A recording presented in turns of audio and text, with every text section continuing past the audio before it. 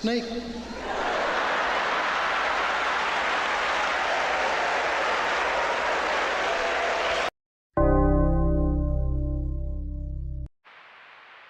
The following program deals with a controversial subject. The theories expressed are not the only possible interpretation.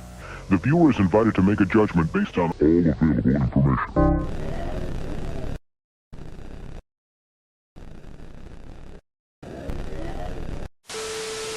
Real fucking high on drugs.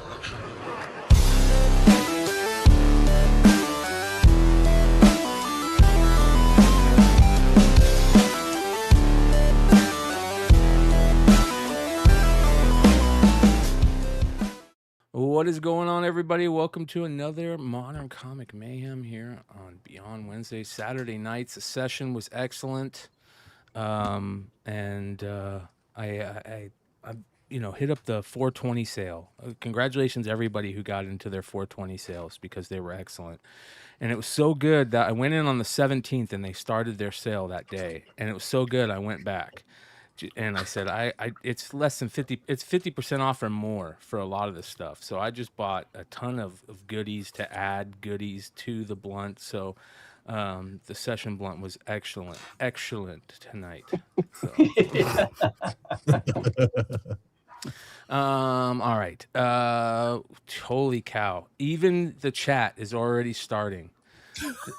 Right? I mean, the chat tonight was just, they're ready for it, and I think it would do us a disservice not to just get into it. This is Music Pub. They started drama for us. Comic book drama, because these dudes, goofy ass dudes. Into the news. Into the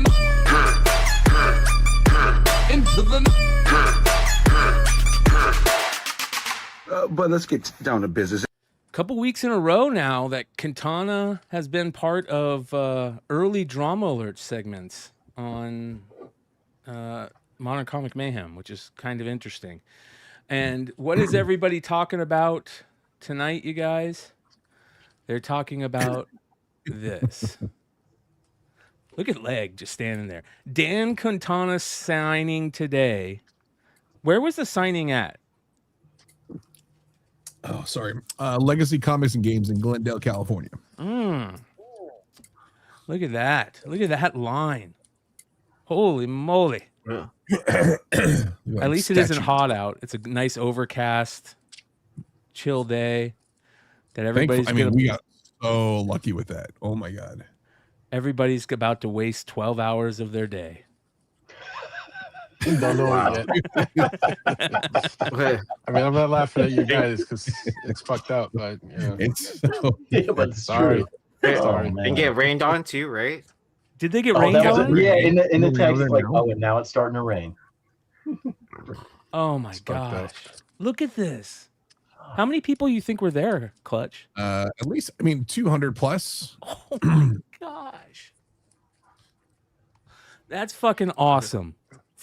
For Dan, that's awesome for Legacy Comics, but unfortunately, so the RSVP, by the way, so technically Ken was there. Shout out to Ken. He said originally the tickets, the RSVP, so it was a free signing, right?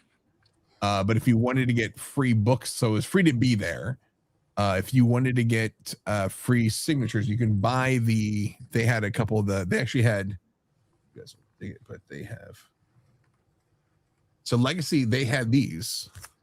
So Katana's second published cover, but first technical commissioned work or whatever. Yeah. So they have these on their website, and this is how I all got this. Leg hit me up a couple weeks ago or a month ago. It was like, yo, after we talked about it on the podcast, right? I think we talked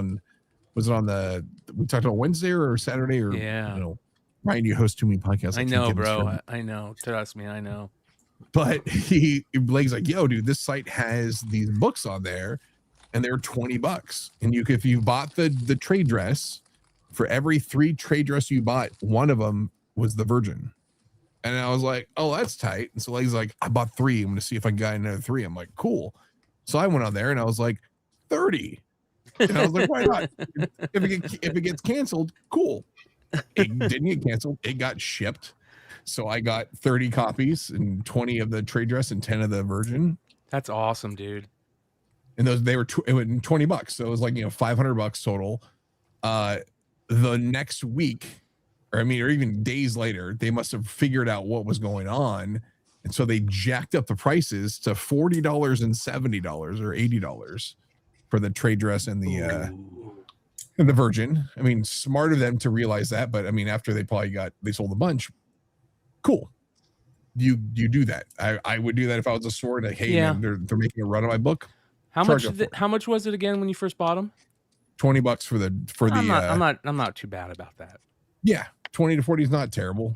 But also, and if you buy 3 of the trade dress, you get 1 of the Virgins. Like, that's an amazing deal. So, they up the price, and then last week they sent out an email like, hey, we're going to do a signing in the store with Dan Quintana.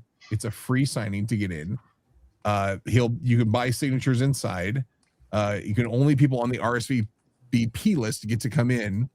And then if you end up, if you buy the deceased book, or they have I think they had a Spider-Man book which had that Dan did for Mary Jane. If you buy one of those, you can get up to 3 free signatures. Cool. Great idea. Great way to move extra product. You're going to have Dan there. You'll sign 3 of your books. You're going to move all those books. That's awesome. But good Lord, do they not do this right? So originally there was, Ken said there was originally 100 tickets for the signing. And then they upped it to 350. And those got all picked up, scooped up, sold out. And then this past week, I think they added another 50. So there was technically 400 RSVP tickets, apparently, is what I'm hearing. Only 400? Huh? Only 400? That's a crazy lot. Yeah. And then they ended up having, I want to say it was way less than that. Less than 300 people were in line today. But there was a lot. It was 200 plus for sure. I saw a couple guys comment on my post like, hey, I'm glad I didn't go. I would have been 300 miles to drive there, blah, blah, blah. So you understand people did not show up, but those who did, people started lining up last night. So on Friday night at 9:30, I think we got a message. I think Dan Quintana posted on Instagram that somebody's already lining up out in front of the store. So then my buddy Docs picked me up today. I rode out there. Leg was driving out there. Music Pub was out there. A bunch of other folks. Cornelius was out there. Shout out to everybody who saw us in line. But we got out there at 7:40 a.m. Right? Showed up. There was I think we were on the 70th people in line. There was like 60 people already in line by 7:40. The signing started at 11 a.m. And so that meant we already had 3 hours to wait, 3.5 hours to wait before they start signing. And then all shit just started to fall apart. Well, here's the problem. He's got a beautiful autograph, right? Dan's autograph is special. It's gorgeous. But how long does he think it takes him to do that autograph? Oh, I haven't been in his signing line, so I've never got a book signed by Dan, so I can't tell you. But it's Davis, I can tell you, me and Yi were at MegaCon, and we actually got a chance to stand there and watch him for, would you say, Yi, about a half hour, right? And it's super cool. It's a great process, and he's an awesome guy. I'm not going to tell you the guy's a bad dude. He's not. He's a pleasure to meet, but he takes a while for each book. Like I would say, and Yi, am I right? About a minute to 3 minutes, depending on how nice he does it. Right. We saw a person with like 20 books get signed, and he sat there and signed each one, and it took about half hour. 2 to 3 minutes for each book or whatever. Like for him to do the signature, set it aside, Did he have the stamp on there with the signature too after what had happened? Because he did it on Orlando, right? It would have. He did it on. I think he does it on the absolute books, but he didn't do it on. Those are the ones I think takes a minute, because I met up with him a few weeks ago and he signed some books with me. We got lunch together and caught up after MegaCon, and he didn't stamp those because he basically considers the stamped ones, if you're in his line or if they're like AP, like his copies, is when he does the stamp, at least from what I understand. So he wasn't stamping those ones, and he was probably like less than a minute or around a minute per book. I think the other thing that's tough is because it's like actual paint, it's even harder to wait for it to dry. It's not just like a paint pen, you know what I mean? Like you really have to make sure you set them aside to dry. And he had like this fan and stuff like that to make sure. But yeah, definitely takes a little bit. And the other thing he does is he will engage with anybody standing in front of him at the table. So if you're, let's say you are handing him 2, 3, 4, 5 books, he's going to actually talk to you while he's doing it because he appreciates everybody. He really does. Yeah, he's nice. Is that the non-creatives too? Well, I just want to make sure I understand. His social media comes off way harsher than he actually is in person. Oh, Dan's like the nicest guy. well, you got to remember, I was with Yi, and he's a rock star, so he probably figured he's creative, so he took a little more time with us. So. We were also the last people in line too, so that's probably why. So how many people do you think got books signed today? That's my question. Well, okay, so pull up the thing you just had up, right? So the dude who just posted, he said been there since 2:15 a.m. still in line. Wow. Right. So when I left, I had kind of did a reverse count. So that's why I went back to the front. So Kenwin was there. You can't see me. He's in the red shirt here in a second, but he was number 50 in line. So I used him as basically my base marker. So I went from him when he was in line, counted back. So when I left, and this is right before I left around like 3 o'clock, there was 220. It had only gone. Yeah, there were still 28 people in line in front of him. That means that there had been 22 people had gotten signed by the time when I decided to leave at 3 o'clock. Oh, and what time did he get there? He started signing. He was there before, so he started signing at 11 a.m. But he was there between like 8:30 and 9. Like his crew had brought out some donuts, and they gave donuts to the people in line, or it may have been the people who were just in the front of the line. They did donuts and coffee. Dan also, there's Ken right there in the red. They also passed out. They did these really thin slices of pizza at one point around noon. Shout out to Music and Pub. like elementary school style, where it's just like that. They cut a pizza into 32 those are the best. slices, you know. Like, I miss those. So everyone got a little piece of pizza, which is, I mean, still nice to have a pizza in a tiny little, 4-ounce water. But that was after, I'd been there since 7:30 in the morning. That was 3.5 hours in line at that point, and it had only gone through 20 so people in line. And you had a 20 book minimum. You could bring 20 books as your maximum. You could also get apparently remarks. And I don't think they were, apparently people are saying that they weren't, restricting the number of remarks if you wanted to pay for them, which I think were like 75 or 80 bucks a piece. So that's what it is then. I mean, sure. I'm sure people were like, hey, I'm going to get a couple remarks in here. I'm going to get these paint, pen. And he wasn't doing the quote signature remark thing. Just like a little, head thing or whatever, but he wasn't writing like, I am the Batman and the night is long or some shit like that. So, but he also had prints for sale.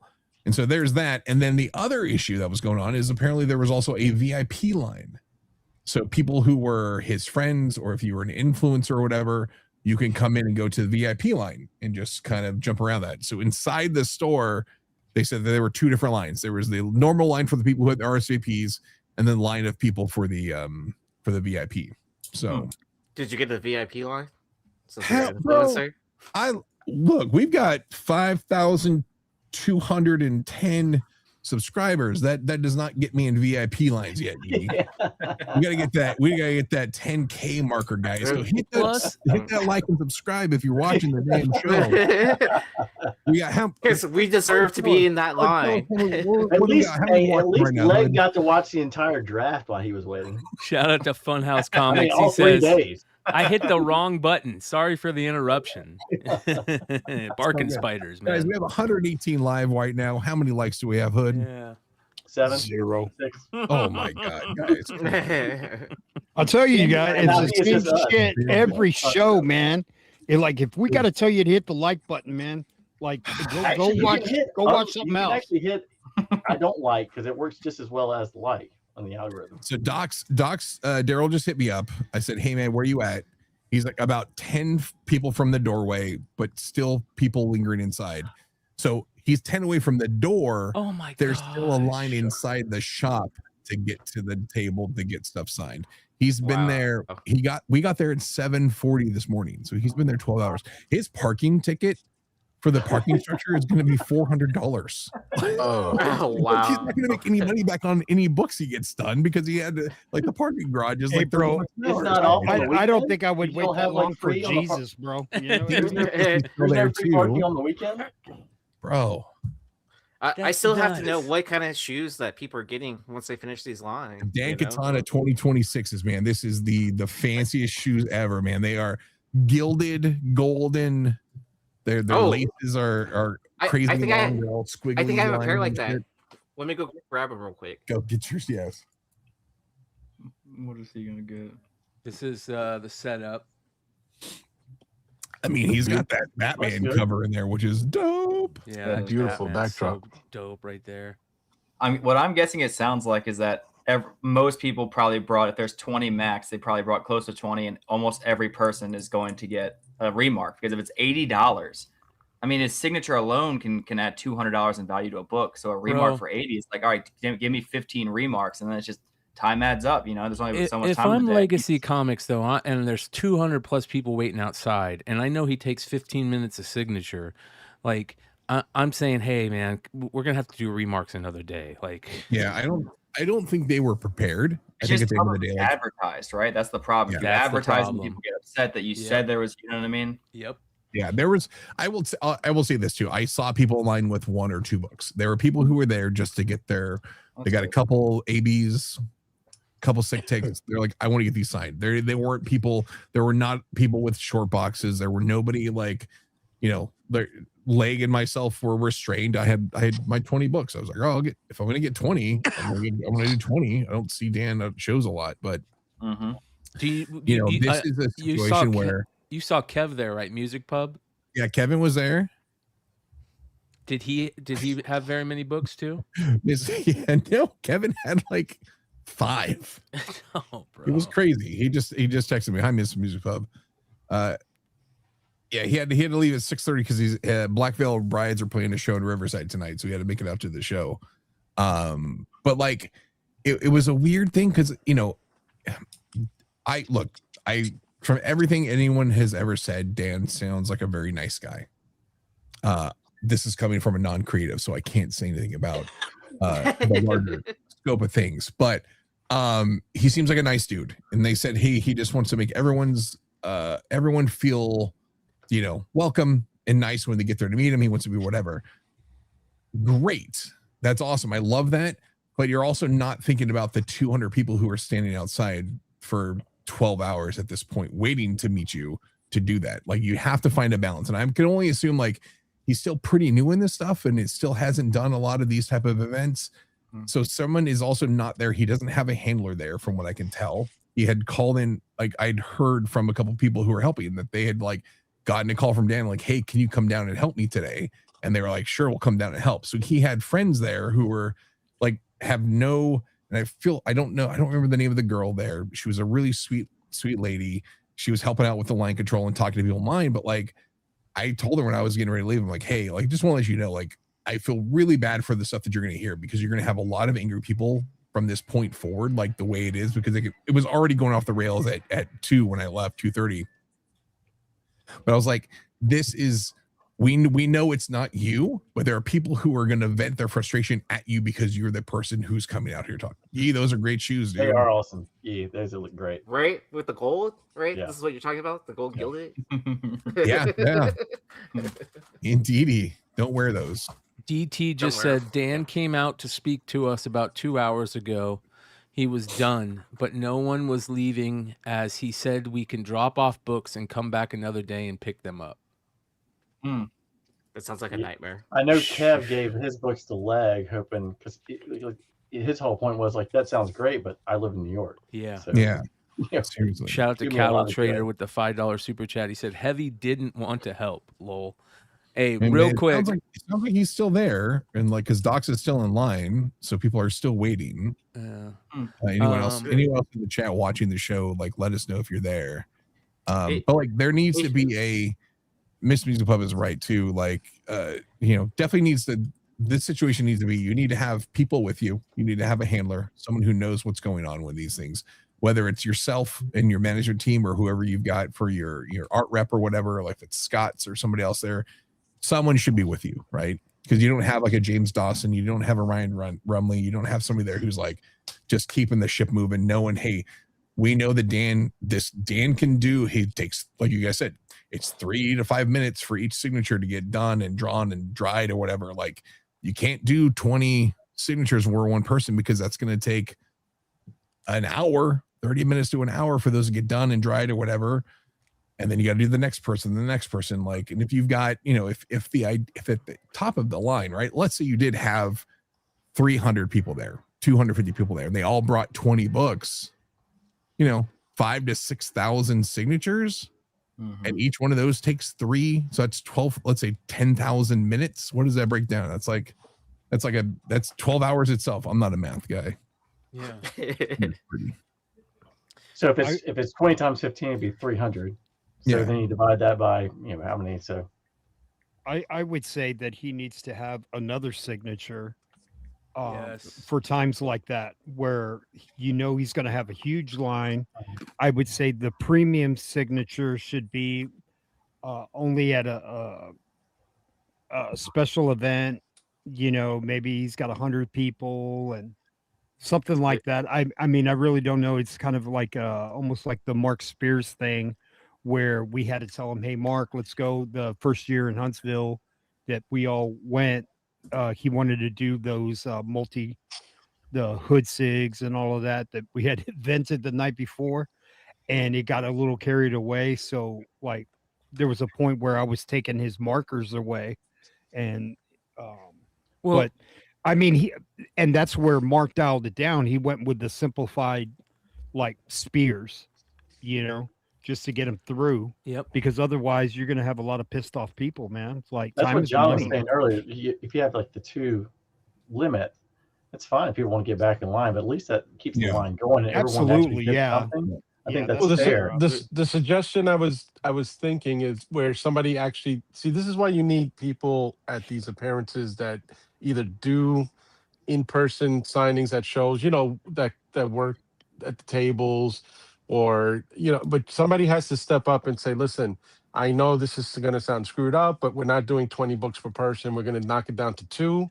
And also somebody has to go down the line and say, listen, please do me a favor. Do not engage in a long-term conversation. Say hello, say goodbye. If you're going to take a picture, do a selfie and keep it moving. Let everybody get their book signed, and then you can get back on. And if you want to we'll change it from 2 books to 10 when the line clears up. Because most of those people will leave once they get their 2 books done. But you have to come up with something. Somebody has to step up and say something to change that. There should be no reason why 3.5, 4 hours later, there's only 10 people got signatures because they went and got 20 books, remarks, and also having conversations in there. So, because I've seen how these things go, man. I mean, again, me and you were there at MegaCon, and we got to stand there and watch, and there were 2 women ahead of us that had this, while he's signing 20 books, they're having this whole conversation about life. And I'm just like, I said, thank God, like, we left and we did everything we had to do before we came back, because at that point I probably would have said, listen, I'm out of here, but but that was our last stop after we did everything. And they did say we didn't have to wait online. We can leave our books and we can come back later. And so we walked around and got everything done, but you have to change it. Somebody has to come up and that works for the store, or Quintana himself has to understand, hey, I've seen this happen already play out before. Why don't we change this to 2 books? Let's get everybody, and then they can get back on, and I'll do 10 more, for each person later. I'll tell you too, going to a store, like I get their VIP lines at a con, but when you have a small store and you see that how long the line is, I'm surprised there was a line and then a VIP line. Like something feels off on that. If I was in that, if my first thought about that VIP line is, I hope to God nobody takes a picture of me in the VIP line because we're gonna have a whole fucking acetate gate thing happen again. Oh, we should Photoshop Brian in. All right. Real quick, I want to give a big shout out to our boy Funhouse, who hasn't been around lately. I haven't seen him around in the chat, and the reason why is because he lost his dad a month ago. So much love to Mike, Funhouse Comics. Appreciate you, brother. Sucks, man. Really sucks. All right. Here's the other thing. I would think that, like, if you, it's so hard as an artist because I'm sure Dan loves being able to have that cool signature and being able to give away or to do something like that and see how cool it is and everybody's talking about it. But you're right. You have to try and get the time down, and the autographs have become such a big part of everything. Like, who thought that? Who was the first person to do like a really cool autograph like that? It's got to be Clayton Crane, right? With the Liefeld with the chisel, right? Oh, Liefeld, yes, yeah. So these things take extra time, and maybe they should hold on to that for times when they can get it done, not when there's 200 people waiting outside. And man, I don't know. The thing is, his signature isn't complex. It's just it's the style that he's doing it in with the paint. Right. It's not even so. Like, I don't even know how he simplifies that, because he's also, I don't see him wanting to not do it with paint going. Like, that's his new thing. So I don't see him falling back on that. I don't think there's any way to really fix that with his mentality. You have to sell it just a certain amount. Like, hey, if it takes us long, you can only do 100. So you have to do like, hey, you can only sell 100. And that's, he's always going to go for that's quality, though. That's like the whole thing with it. He's like, that's good. And that's fine. He should have started setting the right limit to say, hey, like this is a $50 signature. It's going to take 10 minutes. You get one per person. You can get in at the end of the line and do it like John at the pre-show. John was just giving us all the schooling, and it was like all the points he said were just like all on point. He should have started the night before. And why not save that paint signature for like special events or special occasions or a special book? It doesn't need to be on every book that he's ever done. Like you said, do the signature either for a special event or just do one per person, and then the rest you can bang out with a paint marker. And I've seen his signature prior to him doing these the paintbrush ones. He was doing paint markers, banging them out. When he did We Live covers and stuff like that. I've seen a bunch of those on eBay that no one even wants to buy because they're not painted. They're like, I don't think he's ever going to want to go back to that just because of that. Because you get a certain look with the paint. You know what I mean? Like, that's like I think he's made a point with this that, like, this is how I sign now, from what I can tell at least. Well, then you know what, Davis, the next thing you have to do then is only sell like 30 or 40 tickets. Right. This way you don't have 150 people waiting outside for 13, 14 hours. And then say, hey, we'll take in some drop-off submissions and we'll facilitate a shipping afterwards or a pickup later, but we're not going to have 200 people standing outside for 14 hours. Davis, what he hears too, because like with Liefeld, he'll do the signing, but then he'll do to your point, he'll do the chiseled piece. It's more. So if like, hey, depending on like, if they only want this signature, I can get through this amount. If they want a painted one or something that's more in depth, then it costs more, and I can get through this amount and this amount of time. But yeah, it's just I think you guys are all right. I think it's just the thing is having people who are familiar with how everything works and just having the right people around. Like, hey, we've got to, and like VIP, like how couldn't that could have been like the prior night or in the morning before the store opens. So that part's already done. And then you can help out and get everybody else. It's just. And you shouldn't have a VIP with 200 people outside. You shouldn't have. I would think it's more of the concept of the store. No, that's what I'm saying. You shouldn't have a special guest walking in while there's 200 people waiting outside. You should have. You should tell your VIPs, hey, leave your stuff here. We'll take care of it at the end of the signing. Because when I did lines for like athletes and stuff, anybody who had anything special or whatever, they left it there. They said hello real quick and they left. And then they said, we'll take care of your stuff at the end of the show. And then they banged out 300 people that waited online for whomever the person was. So, you know, like you have to come up with something where you can at least, the people who came there to wait online for several hours are going to get taken care of. Not say, hey, I'm sorry you drove 100 miles to get down here, but we'll send your stuff to you if you don't mind leaving it. Like, really? You know, like I came down here for that BS. And then if you got people VIP, like how do you have a VIP line with 200 people outside? I don't get it. Well, gas is cheap in California, so it's not a problem if they have to drive a long way. Gas. Yeah. You non-creatives just don't get it. You know? Dude, my Uber ride from Glendale back to Inglewood was like $85 before the tip. So well, that's what she said. Wow. But it was like $100. I was like, I didn't even come up with this as a signature to sell. Like I got like, I feel bad for doxing his parking ticket, but Jesus, man. Yeah, that's crazy. Yeah, but I would advise anybody who's going to do an in-store signing with Quintana again, limit the tickets to like something like 50, and then do like a drop-off where you'll guarantee tomorrow when you come pick up, they'll be here. Or if you live that far, we'll ship it to you. But don't say, hey, because you know you're gonna get 100 and some odd people there, and they're gonna be waiting there for 17 hours. How do you make it a 24-hour event out of a guy signing comic books? Leg, you're not lying.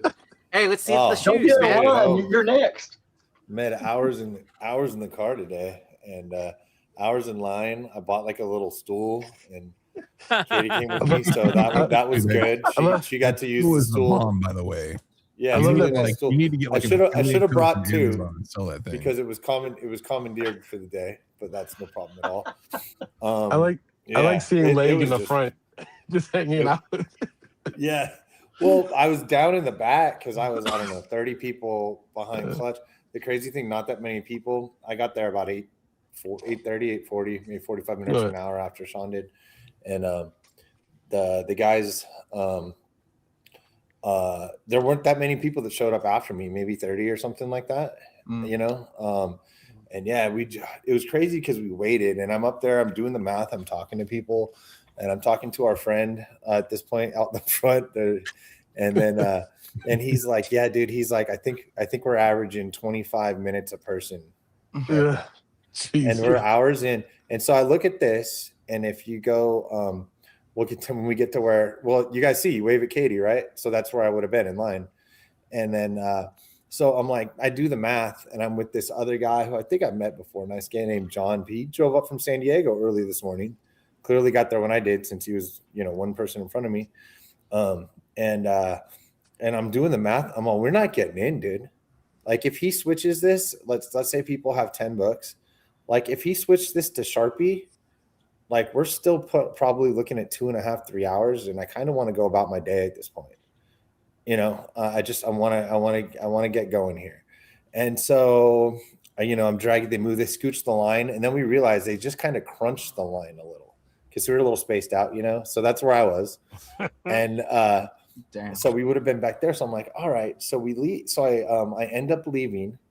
I go. We have a couple margaritas, right? And then we come back. So I end up. I go back and I talk to them, and I'm gonna get. Somebody posted on Facebook that they were able to drop their books off that they purchased. And they had to pick them up later. And I'm like, oh, screw that. So I go to get my books. They're like, no, you can't do that. But they just gave me the books. And I'm like, cool, $450 worth of books that I really want because I want them signed, not because I really want multiples of their extra, I don't mind having them. It's not that, extravagant. Like it's early Dan work. The value's fine. It's not that big a deal. But still, I did buy them to pick them up to the signing because they said I could get them signed that day. And so, and it was another $450. So, and that doesn't include the stuff that I'd already had shipped to me and the stuff that I brought on my own. I bought 3 books from a lady just selling books in the line. I spent like $260 on books that I paid a little over eBay value. But I'm like, a bird in the hand, and I'm going to get them signed. I'm good to go. I don't have these books. They're different books. One of them was Attack, 1107, the second one he did. And I'm like, all right. And then, so, and then we go, her dad was coming up. One of the reasons when we were in LA, we were going to meet with him. So he comes up, we go to BJ's, we have dinner. I cruise back over there. they've moved like 6 feet. Oh, right. Pub and docks from where Clutch was. It's moved like 6 feet. And I'm like, all right, man. But they text me that the lady said, thank you, Kevin, by the way. He said the lady said they would take the books. So I went back to my car. And luckily I was within a couple blocks of all this. Went back to my car, grabbed the books, go back, and she says, yeah, we're going to get them signed. And I was like, okay, that's fine. I don't have to wait. I'll get them signed. I'll do whatever.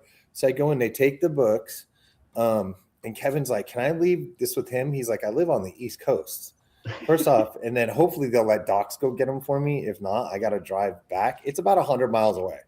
It's literally 90, 98, 99 miles from where I live. It's not, and this is California freeways. It just happened to be a Saturday in the morning and the evening, so I had a little easier traffic. But this is a 3-hour trek on a regular afternoon, right? And I'm like, well, yeah, just get them signed. I don't want the book. So they get her. So I think I'm gonna get them signed, but she has them in a stack and she's trying to keep her wits about her. I'm like, these are all mine, right? And she's like, yes. I'm going to mark them all right now. So here I go. So there's a pile of 24 books, 6 of mine or 18 of mine, I think, and 6 of his. And we're going to have to see how this works out with the signatures on this thing. So at worst, maybe it looks like by buying all those books from them that I got them signed. Clutch had better books. I was just doing this for fun. And the better stuff that I had, I was signed it. I had PCB help me out. Shout out to Kern for helping me out getting those signed in Orlando already. Like the little stack of like the good stuff. But these people are like, man, I've got absolute Batman 16s and 19s. I'm gonna wait all night. These are quadruple the value of my books, or they're just freaking fans. Yeah. You guys know what I do. I'm a fan, but if you tell me I could bring 20 books, I'm bringing 20 books. Like I'm not waiting in line for one. And that isn't a knock on anybody who's just doesn't care about that. Yep. Shout out to the fans. If there weren't fans, I couldn't sell any comic books, right? So it's with everybody else. And I'm sitting there, and dude, by the time I come back, it's raining. And people knew that there's a chance it rained today. So there's people out there like ponchos and umbrellas. It is not raining hard, but you're getting wet standing outside. Like there's no ifs, ands, buts about it. Thankfully, it did not rain the way it was supposed to rain today. It's kind of I don't know where it's at where you are, Davis. It's nasty up here right now. Like we got over here. We got this. I don't even know in the desert. So. Yeah, I don't know if it even has yet here, to be honest. Yeah. So anyway, it was. It's not pretty, but man. That was a long day, ill prepared for. I did listen to most of what you guys said from the start on the drive-in. So yeah, not to rehash too much to that, but what a long day. Good chats with people, like a good time. I never knew what time I was gonna go, but the Clutch and Docs are given a time, so I tried to get there around there. They turned out they were there a little bit earlier, and it wouldn't have mattered if I beat them there, if I was there 3 hours later. I would have got my leg, by the way, real quick. My little bottle. Leg, I'm sorry for not holding you a spot in line, but I felt like I would have gotten shanked if we would have jumped. No, I understand. You're frozen. We don't again, do that. Clutch. That's like, people, I could hear you, but you're frozen. Yeah. So that's the other thing. So I went up and talked to my friends, and I'm holding books, and I'm seeing people looking at my guys. I'm talking to my friends. I was like, I'm on way too much social stuff. I sell way too many books for you guys to think I'm over here cutting. I'm talking to my buddies. Don't worry. I'm hanging out. I'm not trying to get anything done here, and I dropped them off. I might be able to do it. But at the same time, I had other books, not as nice as some other people, but I had other books that I spent money on. I said, I spent another $260 on 3 books that I wouldn't have paid $260 for if I wasn't about to go get him to sign them. But there's just got to be a timing thing, and that's the whole thing. I liked how you guys pointed out that seemingly the nicest dude. I haven't got a chance, so I'm not gonna. The creative things rubbed everybody wrong, but I'm not going to jump to giant conclusions. I feel bad for him on people that I haven't met. Point, had to be but there has to be, like you said, somebody's got to wrangle him in. Like there's not just him though. It's across the board. There needs to be like but like we knew the math. Think about this, dude. That's the whole time I've always been sketchy about this, because I was like, if this guy signs these things and takes all this time and all these acrylics and everything like that, and they're going to say 20 books a person, they must have a better plan than I think is going to happen in my head. And they did not have a better plan. And no, dude, nobody cared. Nobody did anything except they told people they were going to get 3. When Docs and Kevin both text me that they cut it to like 2 in a remark or 3 in a remark, right? First off, you got to cut the remarks, not while he's painting them with a paintbrush. Yeah. All right, you got to cut those, period. Yeah, and then you got to do like they said. They said there was a $25 acrylic or there was a $15 marker option. You can tell people you can get 1 acrylic, you can get two markers. Well, right? didn't they Something cut like it that. to 3 If you per? already had, They went from 20 to 3, right? Yeah, but they cut it to 3 per. But Docs is still in the freaking line. Yeah. As we speak, that was 4 hours ago, dude. He's moved 10 people. He's moved 10 people, and it was busy. I did get to go inside to get back there because I brought, I followed her with the books in. I'm like holding the books, like, can we go? She was all frazzled on the street. I understand why. This isn't a knock. She's trying to help. Thank you very much. She's a friend of his. Like, not her, not the lady who took the book. The lady took the books, worked for Legacy. Oh, okay. So that's So it wasn't her just taking it was the Legacy people because they sold me the books. Yeah. So I don't know, man. It was a long day. I considered screw it, getting a room, having cocktails, and I was like, dude. I had 2 margaritas. I've been outside in the rain and the cold, dude. I'm fine to drive home. Katie enjoy a pre-wedding honeymoon in Glendale, California. No, she didn't. There's some stuff to do around. You can walk the stuff. I used to. I lived in Burbank for a while, so. And then on top of that, did he have the autograph signing foobar? People are starting to get their 19s, and I have seen so many damn posts about this exact post, like multiple times. And I'm going to read this guy's post. What kind of BS is this from Heavy Mental? No Gemini, all wrapped in post office envelopes, and books are still damaged. No Gemini, no painter tape to hold the 2 books together. God. Nothing but 2 books put together in an envelope with other envelopes.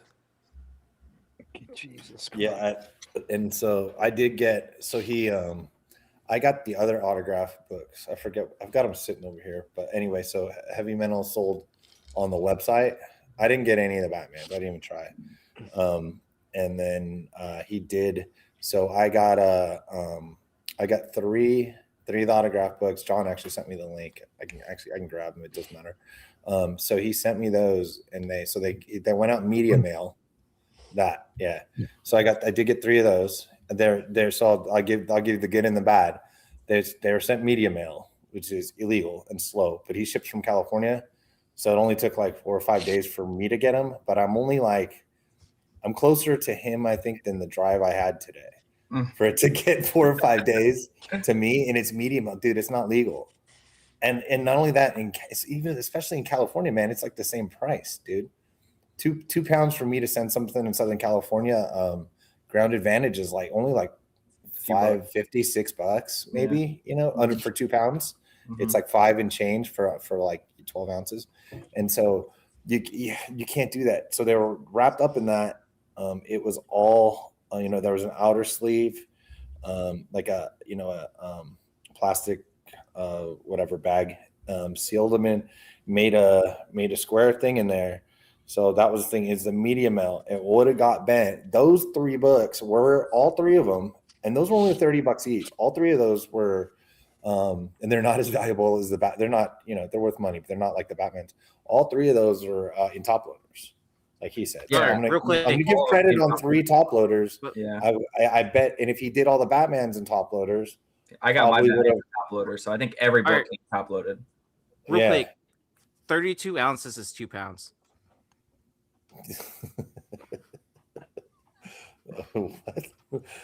I don't. You said 12. You said 12 ounces, so I was doing the math. No, I was specific pricing, because the price differences that they change are 8, 12, and then a pound.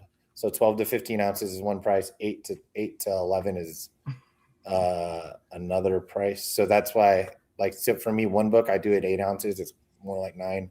2 books I do at 12, whatever, and 3 I do at 15. And if it goes a little over and they back charge me a couple bucks, then I save money still in the long run. But that's charging my account. I'm not illegally doing anything. Like, you know what I mean? I'm just weighing I'm just weighing packages within it, And let's be honest. If you're wrapping up 1 book, I'm pretty sure none of us weigh 1 book anymore. Unless... Were your books signed? Mine, yeah, the ones that When ones they that you showed signed me. Did you get yours yet? No, not Yeah, yet. they're When you're signed signed nicely. with, all right. Right here. Yeah. Oh, you got yours signed too, Yeah. Clutch? I got Is he 5 using copies, all in the top loaders. paint, or is he using like a No, paint they're marker actually or something? in the office. They're actually in the office. No. These are the ones I got from. I don't know. That's hard to tell. I don't know what the fuck that is. It's the same book, but this is actually the red one, but this is not what he sent me. This is from Orlando. So, but it's that book. Okay. Sorry, think they're at actually Orlando in my is when he made that office. signature. Actually, I'm clearly at home. So I think Orlando is when he decided to make that his like staple signature, and that was the point that I was making. Is not like anything besides that. Like that's not the special signature anymore. I think that probably was because it looks like Clutch's book was signed in like a normal pen. I think starting in Orlando, he pretty much made the decision like the only signatures he's doing, he's not doing special and whatever. I think he's just that's his signature now is with the paint pen or with the. So is that which one does Clutch have there, Davis? That looks like normal pen. That doesn't look like paint. Yeah. Or like a paint pen or something. That doesn't look like Yeah, it's like a paint marker. Yeah. Yeah. Oh, actually, I don't know. No, that's Yeah, that's I think that's that's no, that is a lot paint. different when you're that's a closer. paintbrush. Yeah, That's definitely that's with actual paint, I think. Because look how thin it gets. Yeah, and because how that's what fat it mine is. look like. yeah. That's what I mean, like a definitely. brush. Yeah, But he's you using could- that was a real brush then too. It's just You smaller. You could And I've clearly got see though I've got he's this whipping super through one. those right there though. Like if you can Mhm. see, Yeah, this Yeah. this one is like the that red. one's got more going on. Yeah. Yeah. Oh yeah, wow. So this one shot That's up. a cool Big Kern helped me out That's with the that one. Yeah. that's a VIP. That was person, that was signature. $75. That was $75. Mm-hmm. That's the VIP signature right there. Oh, Hey, it's $75 I'm now? not- yeah. Now Yeah, we Clutch, know. Did you move your studio into a storage unit? I mean, because that's already a What's your pricing base background? from Like, from really? He had a bunch MegaCon. of books, but he sold them all. I did another. So that's also one of the reasons why I was like, I left. I was like, I'm out of this fucking place because I was like, I had a 4:30 p.m. eBay live schedule for today. And I was like, I figured I'd be back and have a couple books signed. And I was just like, frick it, I'm going home. And I got home at like 3, went and grabbed the fucking terrible hamburger just because I hadn't really eaten during the day. And I was like, Well, I did a 2-hour show. Where you got to be careful there, Clutch, because man, you get too tired and you do this. Oh, God. Issue number 1. Oh yeah. Signed by Kirkman. Oh, That was- start this. Tech Jacket. Issue number 1. Signed by Kirkman. Also signed by EJ Sue. I don't have a card for him. I only have one book signed by Sue. Double signed Robert Kirkman, EJ Sue. Tech Jacket number 1, 9.6. Sorry for $1. Let's go. Oh no. All right, you gotta pick up another couple books. Oh, that's a Chat is though. this one. Chat's like, did he start that for a penny? Oh no. Yo, Clutch, man of his word. I mean, And so just so you guys know, I sold that book raw, very fine, signed by Otley for $225. Oh, wow. So I think. Oh, he left Joey, a little did I bit do? more. Oh my God! Sorry about that. I just did this as a penny auction. You know what? I wouldn't. I didn't set the Oh net my ahead of time God, on Joe, did you win this? Yeah, but like, especially. All right, If I know the person, I'm not taking that. and he book. dropped 3. Like, you know that. Oh, what a mistake. You know what I mean? Like, yeah, but dude, the fact no. that he actually goes Screw it, through dude. You got it, man. We're having Good on I mean, you. there's fun tonight, Yeah, guys. good on him. Because we've all seen the card breakers, how these guys will back out stuff. And that, Yeah, I hear you, but like, Clutches. Yeah, like I mean, there's no yeah. question the integrity that Sean has, but like you got to know that's a mistake, you know, and like as a buyer, you're on the hook as much as the seller. For Like, sure. Yeah, I think it's You know? easier though when you actually know them. Like If you don't know them, But I think that's easy. Yeah, it's it's easy a for them to fucking say if you don't know business. 'em. It's a Well, fucking business. he You know says what I in mean? chat, Like, but That's, said- you have to he's- remember there are 2 chairs. Watch is not It's a doing business that to give books away for 3 cents, bro. But You know Hood, what it's I a mean? business on both chairs. So if the guy who's actually doesn't know them gets it for a cent, like it works in. Yeah, he's both coming ways. back. He's gonna buy more Yeah. books. I mean, Hopefully. First off, it's a tough one. Have you seen my eBay Live sales? I'm definitely giving shit away on eBay Live. Yeah. Come to get good deals. Yeah, I've gotten good deals. this one's cool too. I mean, because like, look, Joe is a guy that I've known for a long time. He's in the chat here usually. Sometimes he's on all my streams. Good time buyer. I have no problem giving it to him. It didn't matter who it was. I would have said, hey, guess what? You're gonna get it. We had a great show. It was honestly a massive show. And like I had other big items that were going to be penny drops. So I don't look at it like that way. And even though Joe, you said like, if you had wanted, you'd make sure I took it.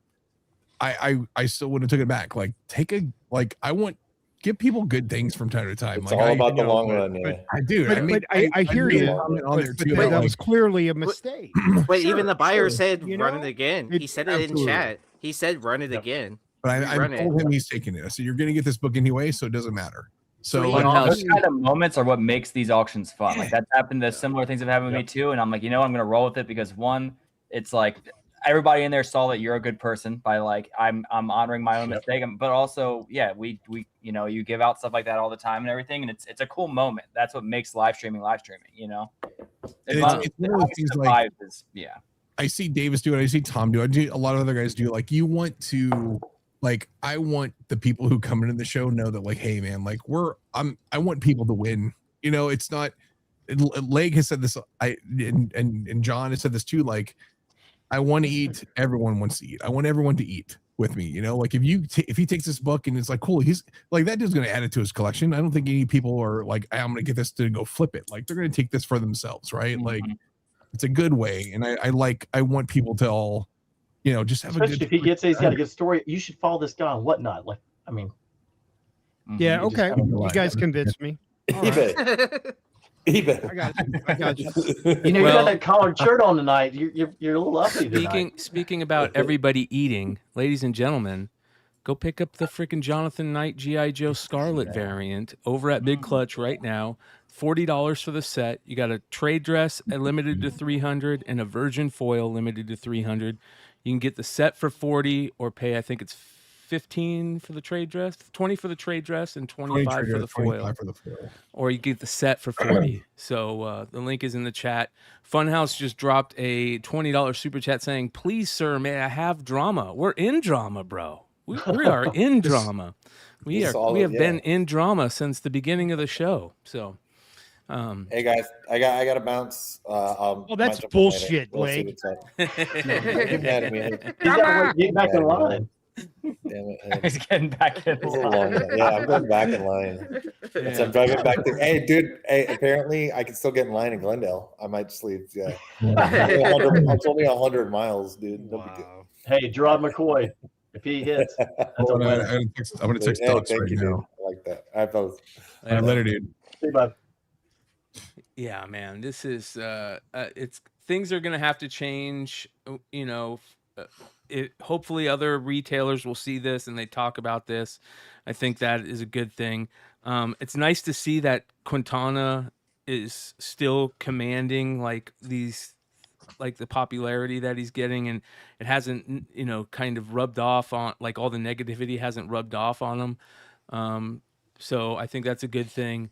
It's very interesting to see the retailer exclusive game when over the last couple weeks there's been some major hits especially with Absolute, anything Absolute. We've got the Quintana Absolutes, the Man Brothers Absolutes.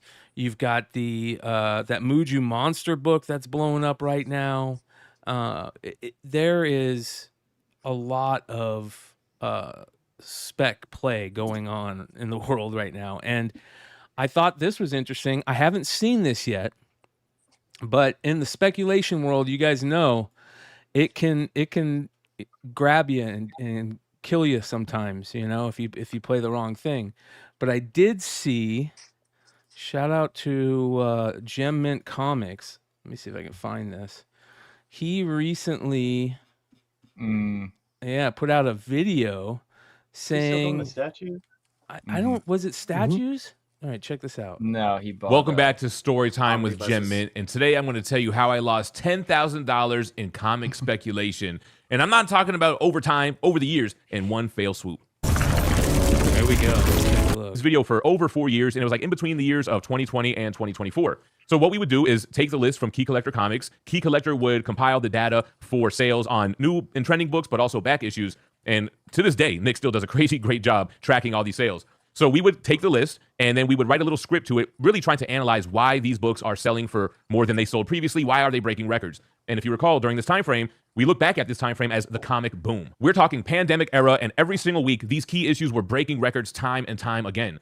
And I want to say a couple of years in, I was like, Tom, if I would have just bought these books that we're talking about every week when we first started this, I would be like a millionaire right now, especially on those high-end books. But I always felt like, dang, it's too late to jump into it now. It just broke record. And then bam, next week it broke record again. And then next week it broke record again. So I'm like, okay, I still definitely can't buy it now because it just broke record 3 times over. And you know what I'm saying? So I never pulled the trigger on any of the books. But for years, we're seeing record-breaking sales over and over again. So how many people do we know that had this happen to them, right? Like that bought in at that time period when everything is at its height because they're so worried that it keeps on going up and it's going to get out of sight for them. You know, you saw that in a major way during this time period.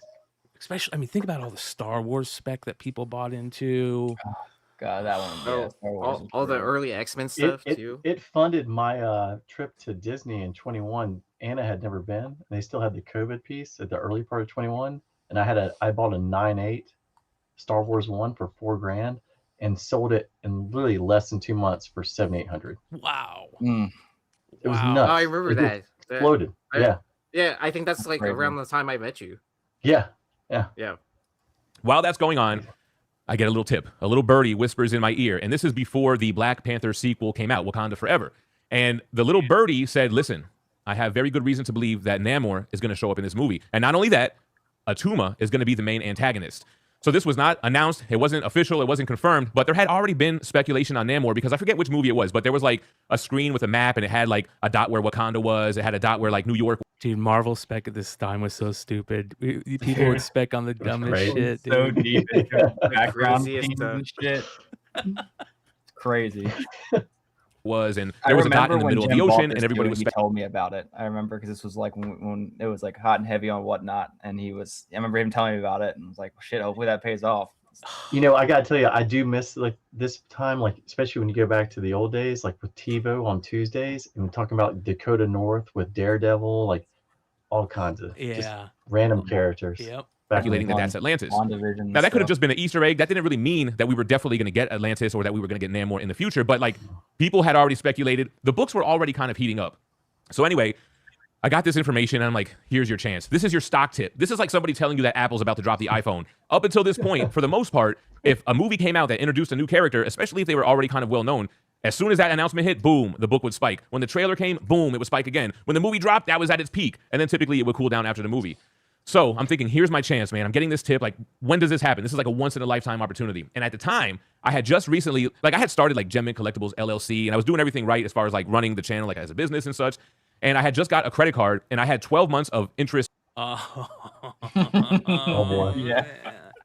This just keeps getting, you know where this is going. This just keeps getting worse, dude. Like credit card, no. Now I know already alarms are going off in people's heads, like you should never use a credit card. So I had the money, but I just figured, you know what? I'll put it on the credit card. 12 months is enough time to where the movie will be announced, come out, and whatever, and I'll sell the books and I'll just pay the credit card off. But for whatever reason, if this doesn't go down, I'm gonna have to just pay out of pocket. Like I knew that going into it.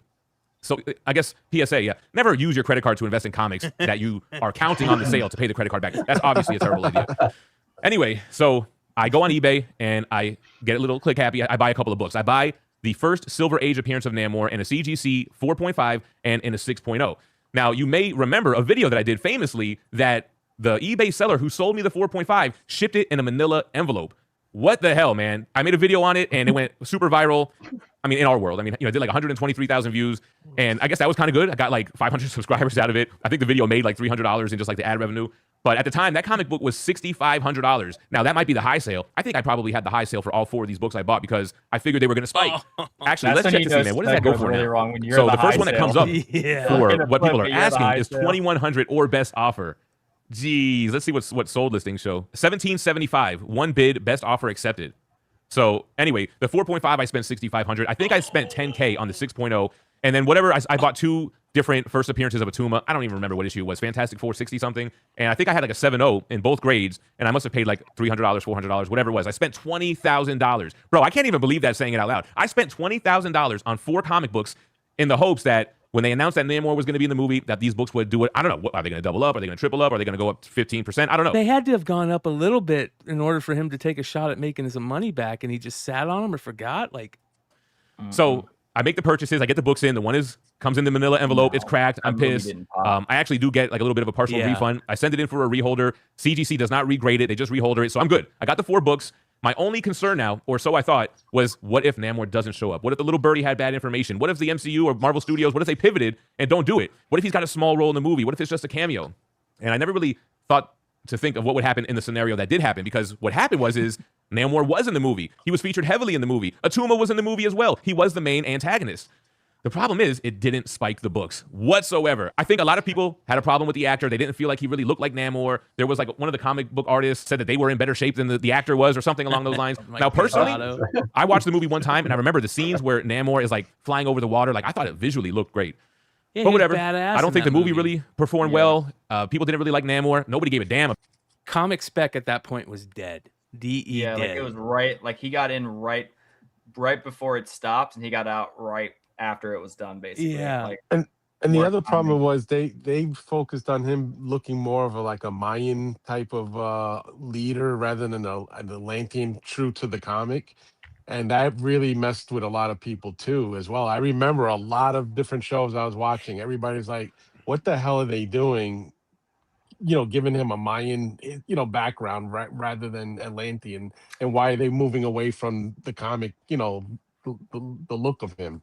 So I think that also affected the value in those books. I feel like that affected some stuff, but that's usually that's a later down the road, like where people don't like it. Because usually as soon as you announce he's in the movie, the book pops. And I think that people had lost faith in the MCU before they even saw Namor. So when it was announced he was in the movie, before they even decided they didn't like it, the book still didn't pop because MCU spec was basically just non-existent by this point. So it was just bad timing. Could you imagine? Yeah, Lord of Brooklyn says if he would have bought $10,000 of Invincible. Oh, good Lord. Make a mutual fund. Like anybody, hey. Yeah. By the way, speaking That's of Invincible, though, you never know. Oh, you do never know, man. You never know. Gamble. Just like the boys. The boys never moved. I remember Yi and I went shopping. He found like a lot of old when they came out, never moved. Invincible didn't move for a while, and then when it took off, boy, it hasn't stopped running. What about the boys? Has the boys jumped up since the 5th season? It hasn't, has it? Oh no, I don't think so.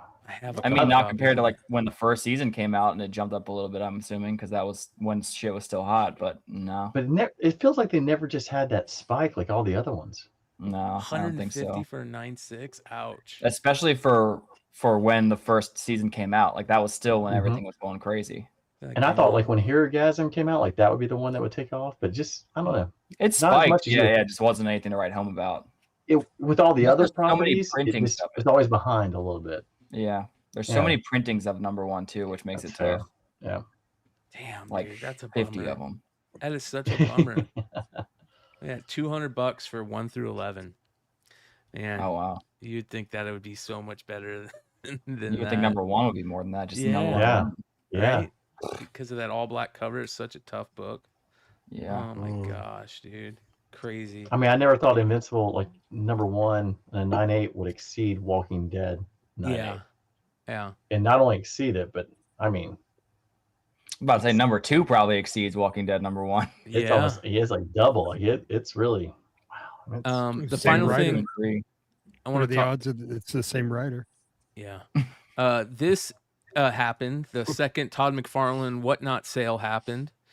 Did you guys see this at all? Yeah. It's kind of cool. His dad was there, which was very cool. Oh, that's cool. And they did this. They brought a book out and had his dad sign it, Todd sign it, and is it somebody else signed it? Was it? They had a sperm donor sign it. Maybe his wife. Yeah.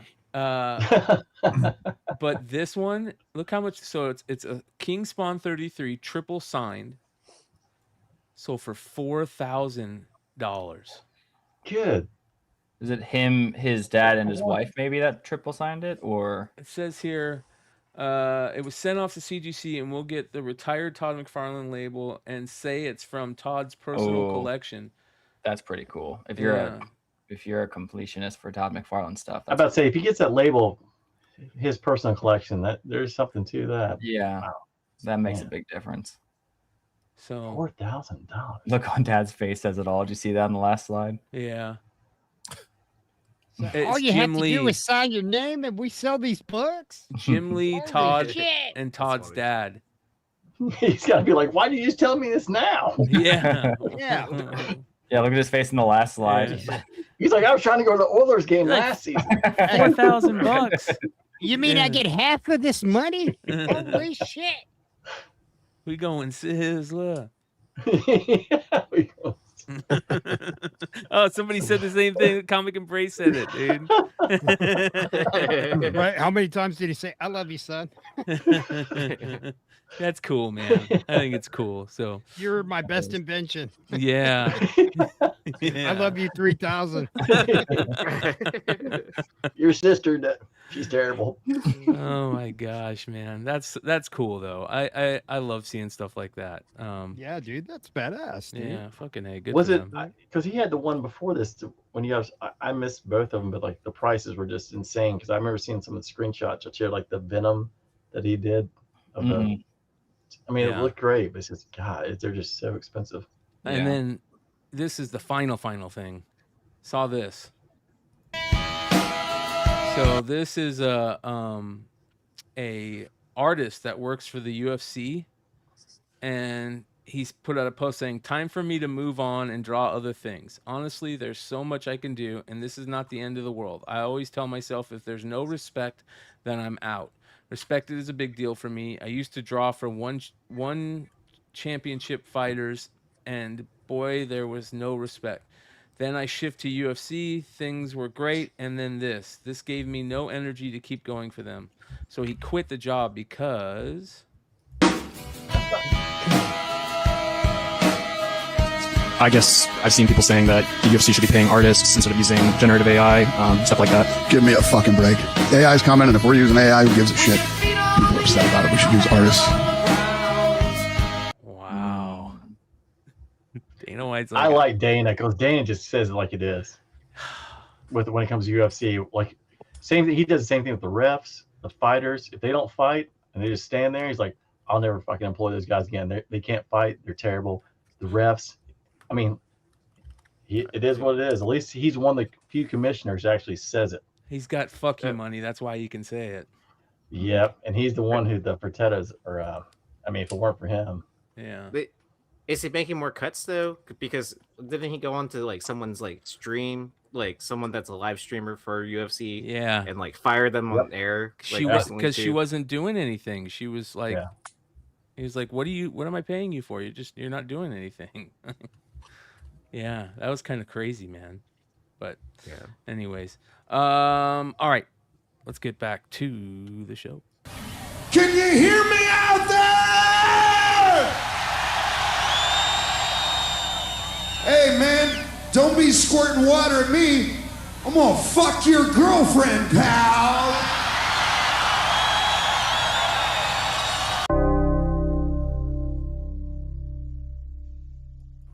All right, man.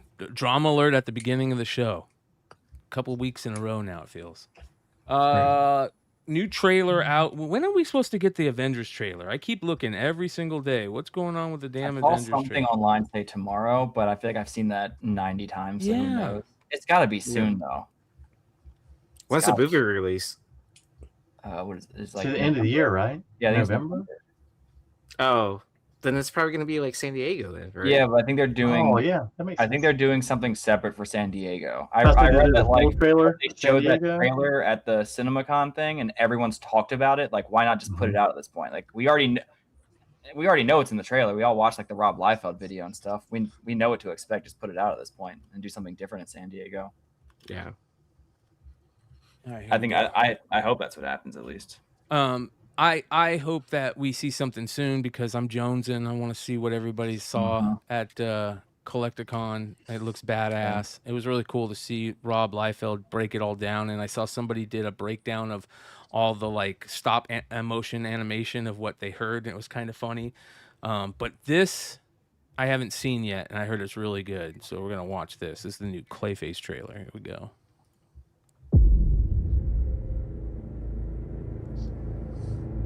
Fuck. Feels like Hood. That's creepy as hell.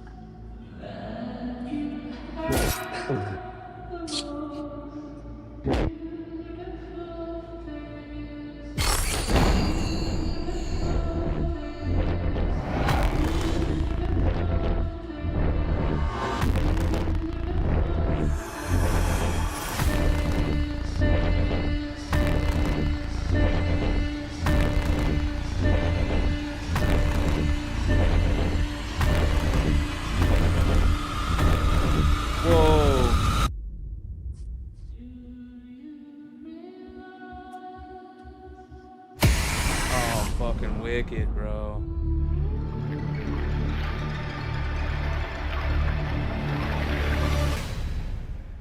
That right here is dope. Where is it?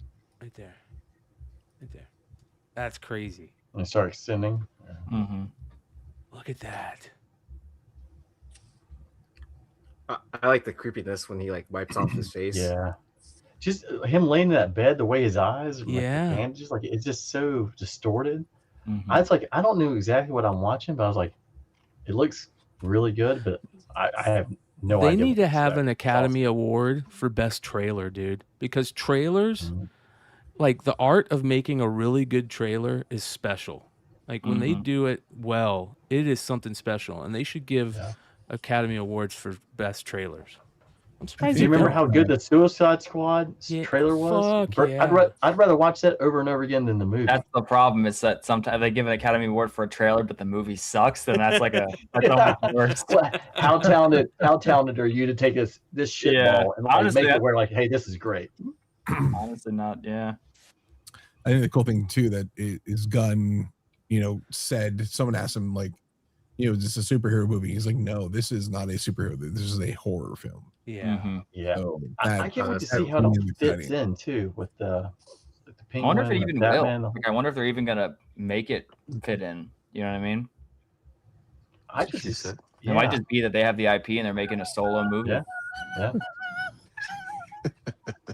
Dude, that's creepy as shit, bro. Fucking clutch, man. Hood's like, my mother-in-law, you got it coming. That was John, right? Yeah. Goddamn, John, you got me. Good. Sorry. So this looks excellent. There's also a new trailer out for Spider Noir. Did you guys see that? Yeah, check that out. I think there's a Mortal Kombat one too. They've been doing a lot of trailers. 2 hours ago. Okay, here we go. Mystery forms a complex web. Every mystery forms a complex web. But pull the right strand, and it's a straight line to the answer. I'm glowing bright obsidian. The universe trends to disorder. Amphibian monsters on the loose.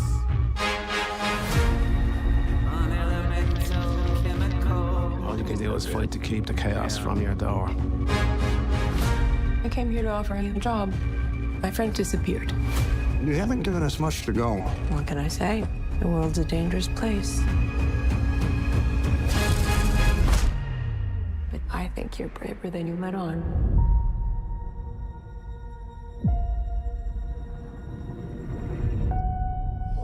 Got me growing 6 black.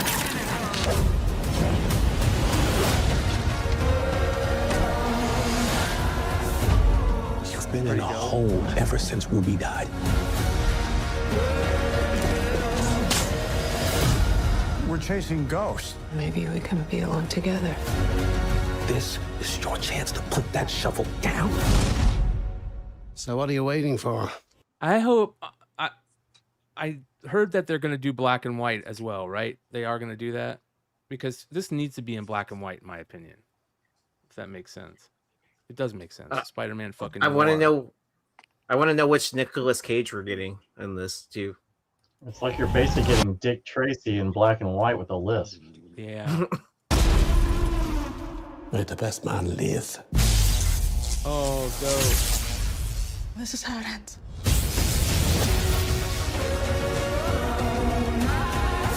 The people could use a hero. Fighting is the point. He's the best show in town.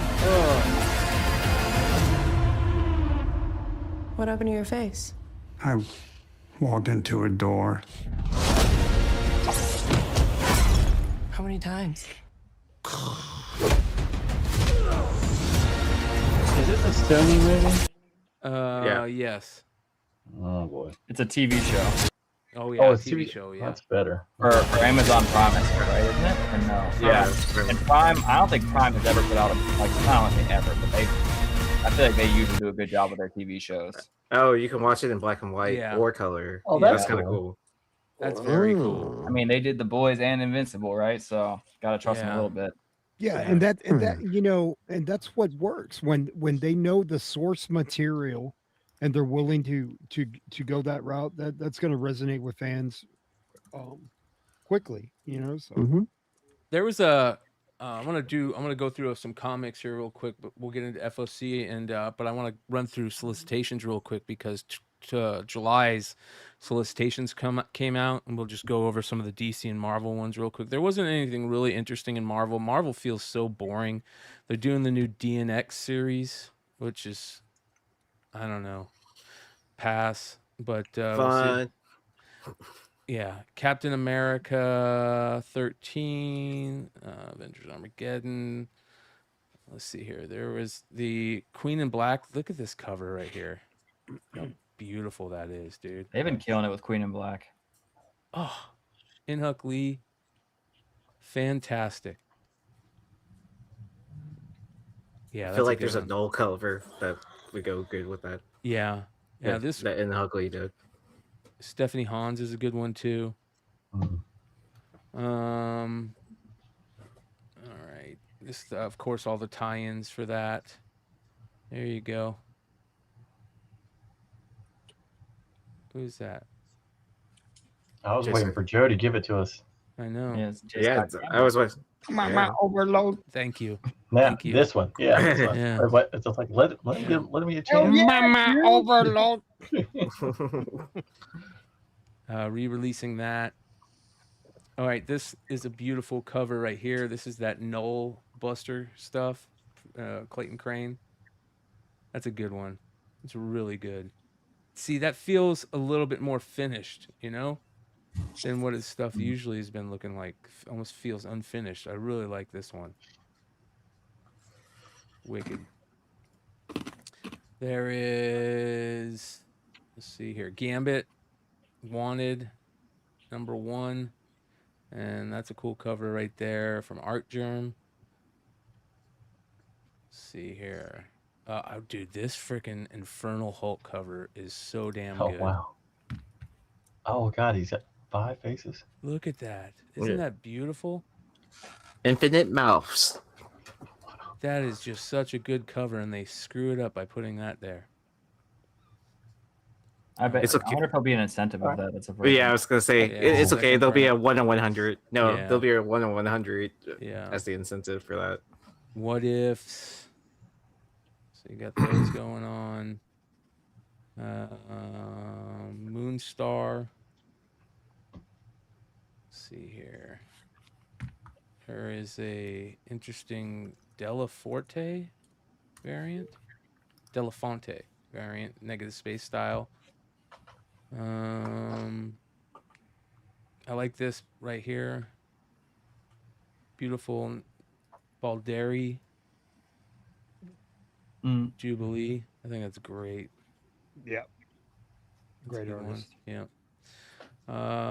Wolverine Generation X. That's kind of a funny cover.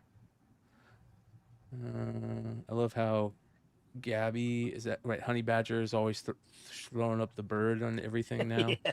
Right? True. That's what she's basically what she's doing. Here's another one of those Nullbuster covers with Deadpool. That's sick. Yeah. I like the swords, how they glow. Mm-hmm. X-Men 97. This one's pretty good too. Well, that's pretty. Yeah, Vecchio. That's really cool. Mm-hmm. That.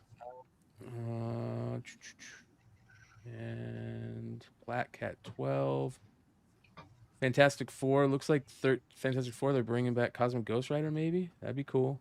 But this cover is great. Look at this cover. Wow. Oh, wow. That's cool. Very good cover. That is by Ken Lashley. I like this one's kind of cool. Them looking out at Galactus. Alex Ross stuff. This is a cool Momoko. A little bit different. I like it. I like the look on his face. Beautiful. Absolutely gorgeous Daredevil cover right here. Maybe don't go with this series. Yeah. That's for number 4. Captain Marvel, Dark Past. That's a cool cover right there. Lorenzo Tamata. Punisher. There's something really cool coming up that I want to talk about more. I have to do some more looking into it. But you remember how the Heroes Initiative back in the day did those... they did it with Spider-Man, where they did all the sketch covers and they auctioned off all the sketch covers. That's cool right there. They auctioned off all the sketch covers, and they put together like a comic about it. Well, they're doing the same thing this time with X-Men, called the Giant Size X-Men 100 Project. And I think Massive might be part of this. They might be helping because this is Massive Indies on it. So look at all these artists, dude. This is crazy. So all these artists on the right here all did sketch covers. There's 100 of them. And they're going to put them all in a book so you can, have them in a comic, but they're available for auction. Look at these fucking covers, you guys. That's Art Adams. Mm-hmm. I mean, look how beautiful that Ian Churchill, that Todd Knock, Adam Kubert. These are so good, dude. Alan Davis. Look at this one. Dan Jurgens. Are these already on auction? Wills Portacio. Let's see here. I feel like they would have been already. Yeah. Let's take a look. Thank you. Oh, where it's like last year's or whatever. This is the first I heard of it, though. Unless I've been Yeah, slipping. usually, Oh, here we go, right here. The book comes out usually after they release the event. Let's see here. Yeah, they did it. They've done it for Hulk, Spider-Man. They did like a Superman one, Walking Dead. Yeah. They do a bunch. It's Where really is cool. this? It's a great thing. Some really cool stuff. I'm surprised they don't have a link to it. The characters, Giant Size X-Men Project into Massive Indie section of Lunar's Distribution's July 2026 catalog, in which Giant Size X-Men sketch covers created by artists benefit charity at auction into a collected book one time if you want it. With all the Heroes Initiative 100 original covers are on display.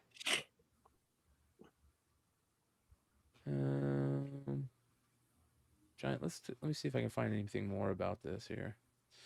Let's go Giant Size Hero Initiative, Giant Size X-Men. Search. Uncanny X-Men 100 Project, is that it? Nope, that's not it. Should be easy to find these things, right? Oh, these were auction. Is it the... Here we go.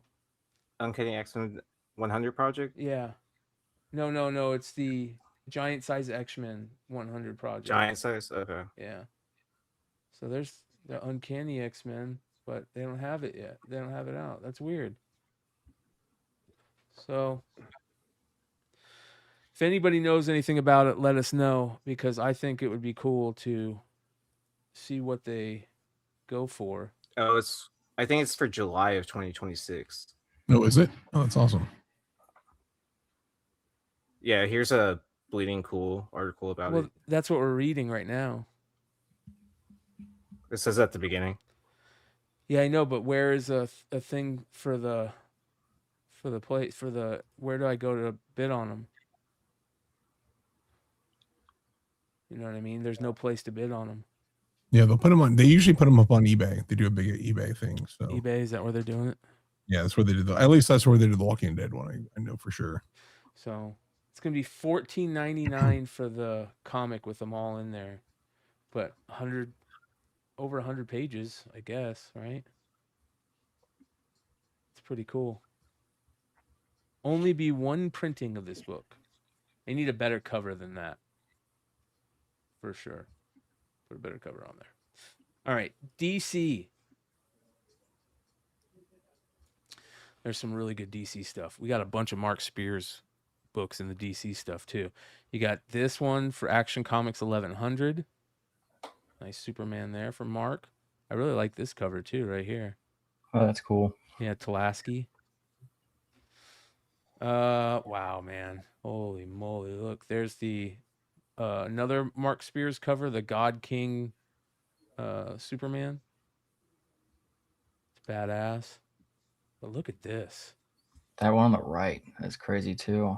All three of these are amazing. Yeah. Ekman Lawn, Mario, and that's the main cover. This one is sick. Yeah, that is cool. So then we have this one, Justice League Night Vision Special #1. Another Mark cover. He's got 3 covers in the first 3 solicits. That's a really cool cover right there. Murakami. Wow. Kind of a Hulk 340 thing going on. Yeah. Here's the Clayface stuff. I really love all 3 of these. Mm-hmm. That one's yeah, really the poster good. on the right. That one's really good, and the middle one's really good. Dave Johnson's such a badass. He's perfect for these. He's another one of those design guys, those specialists, you know? All right. These fucking Lobo. Like, that cover's badass right there. Yeah. That's Guillaume March. But there is another cover here. That one's good, but there's another Lobo one coming up, I believe. All right, Catwoman, Absolute Catwoman #2. It's kind of interesting. There you go. Mm-hmm. Really nice John Boy cover. Beautiful. John Boy's good. Yeah. Damn. Always kills it. Yeah, it's really good. I feel bad about his Absolute Batman one. So do I. So do I. That one's kind of You crazy. know what I'm saying. I know what you're saying. Mm-hmm. That one's cool. Absolute Green Lantern. Okay, look at this. Look at this fucking Oh, that's sick. Lobo's cover, dude. Oh my God, is that good? That's pretty sick. That's really cool. I've never heard of this artist either. Chloe. I thought he was brushing his hair for a second. Chloe Brailsford. All right, you guys. Are we following? We are now. All right. That is awesome. That is fucking great. Look at that original art. Wow, too. that's sick. Hey, Brian, I sent you a picture in the chat. Evidently, Katana started some shit at Olive Garden. Did you hear about that? What? Like, can you pull up the picture? Oh boy, here we go. Here we go. I swear to God, dude. Like, wow. No, I can't tell. He put his told name that as well, man. he put his name as the tip. You know what I mean? Bro, like it's gone to his head, dude. You know what I mean? They said, "Sir," told that they well. said, Holy "Sir, shit. we've been closed for 20 minutes. We're waiting for you to sign." Like, he's got this big fucking plume, like kill fucking Clutch. George Washington in fucking 1776. Goddamn. Clutch, you all right, brother?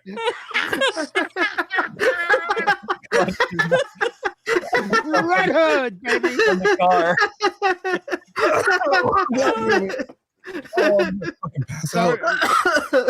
Sorry, Dan. You just got baptized, baby. Bam. Like he's fucking George Washington or something. We only do that. Told that really well, Hood. You said I'm serious. Check it That was out. good, right? Thank you. Scott Forbes. Oh, shit. Oh, who good. did that? Forbes. That's really nice. Yeah, Batwoman #5 by Forbes. That's Who good. drew that? Forbes. W. Scott Oh, Forbes. Yeah. That's really cool. That's a Hood. Hood's a fan of Forbes, if I remember correctly. Oh yeah. Yeah, he's good. But Is that now he's- Panosian? Dan Panosian, bro. Yeah. Yeah, Panosian's a Panosian shit, is dude. damn, bro. God, he's so good. That's dope. He's got so many good low key covers, cheap that you could get for $1 that are just phenomenal. That if they came out right now, they would be expensive. Mm-hmm. Yeah. Oh, look at these, you guys. Oh man. All right, we got to start this one. God, they're all good. Oh my god. Pulaski. That's so good. She fits. Damn. That's a What a great cool cover. David Pulaski, man.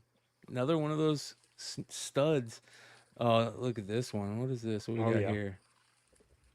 Is that Lobo? Hughes. This is Adam Hughes. That's Adam Hughes. Wow. Okay. That's really good. I thought he didn't have any more stuff coming out.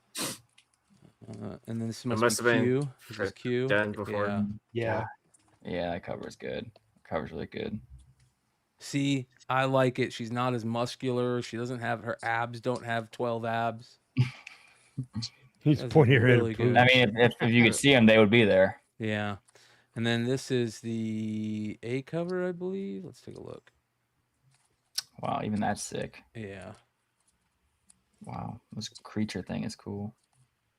Looks like Wednesday Addams or something. Paul Campbell. Barbara Gordon break. Okay. Yeah, this is gonna be good, man. It's gonna be Dude, good. this whole series looks great, but look at all God, these that covers. second cover. Holy Yeah, shit. yeah. This one's really good.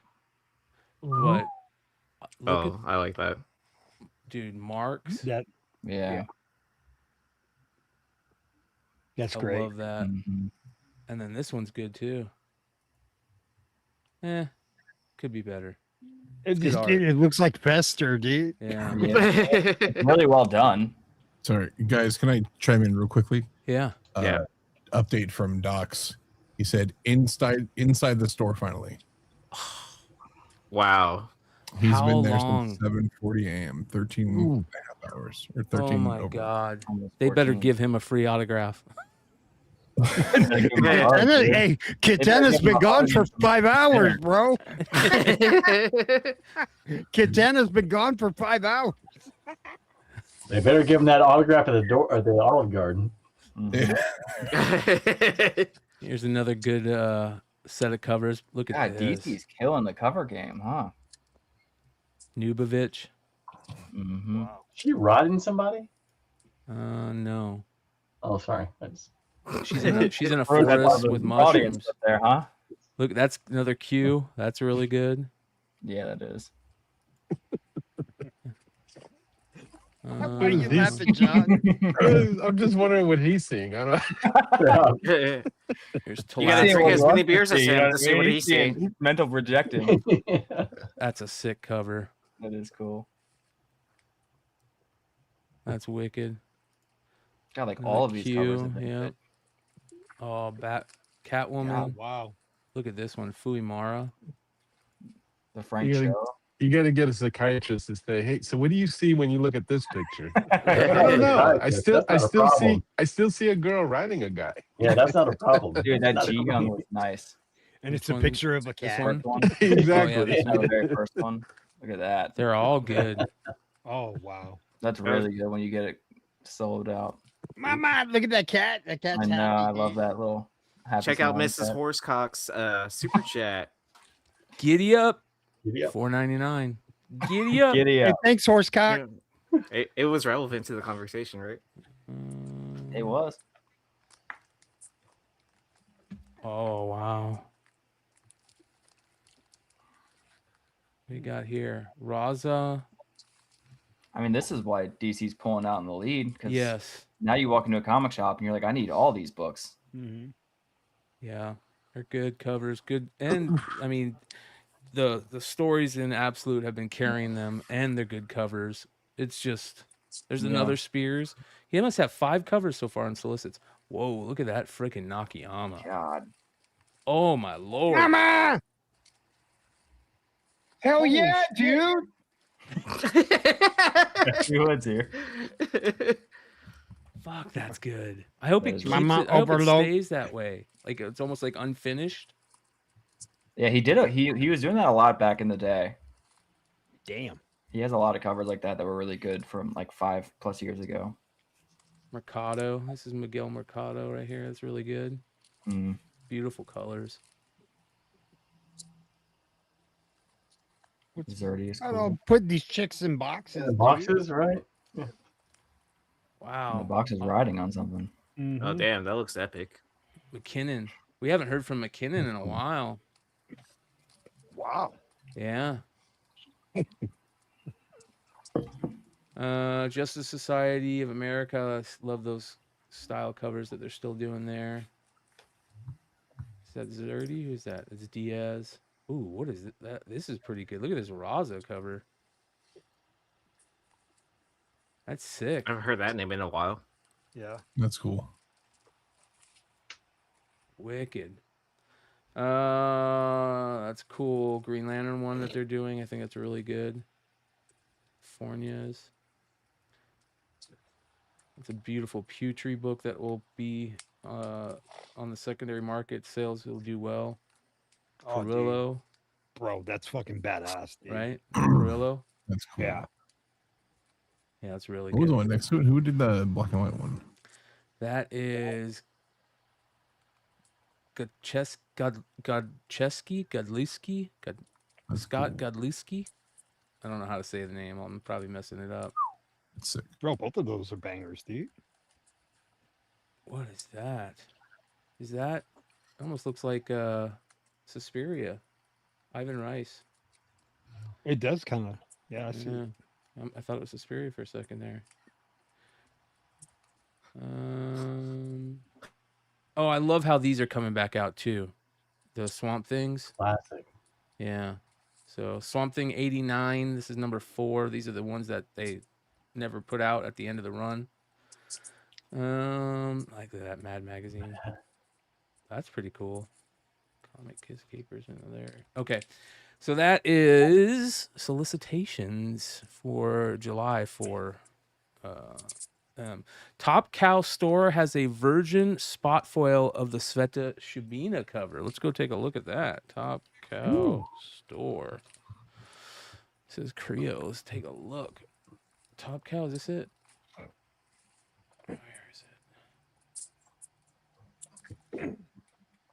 Oh no, we're gonna crash the website. Go.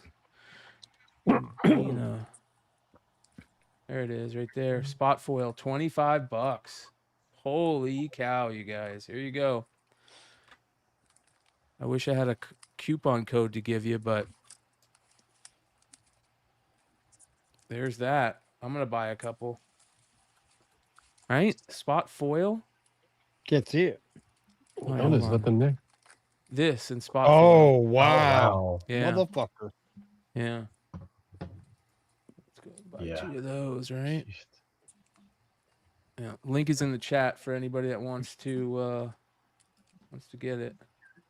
Let's see here. Sweet, I secured my order. Yep. Yeah. It says it's been up for a few days. Let's see how much longer it's up now. It's stupid not to buy that. By the way, Devil's Due, shout out to Josh Blaylock. Devil's Due's got their 25th anniversary coming up, right? Which is cool. All right, let's go run through F.O.C. real quick and then do pickups. All right, we're going to run through this quickly. 616 Day Marvel Mystery Bag featuring Doom. Have you guys seen this? Anything about this? Let's see here. This year, Marvel's Comics dedicates 616 Day to its greatest supervillain, Dr. Doom. Doom will take over the celebratory day with 616 Day mystery bags, special sealed bags that contain each of the following: one exclusive black and white edition of Doom Quest #1, the upcoming series with an exclusive variant cover by Simone Bianchi, or an ultra-rare hand-drawn original sketch cover by a surprise artist. One facsimile edition of a classic Dr. Doom story, either with its original cover or a variant by a modern superstar. That's kind of cool. If you can get sketches, right? Let's see if they talk about this anywhere. Let's see here. Here we go. Oh, look at those. Clutch, how many are you buying? Bless you. Thank you. So here's what you can get. That as a facsimile. That as the variant of the facsimile. That's pretty cool.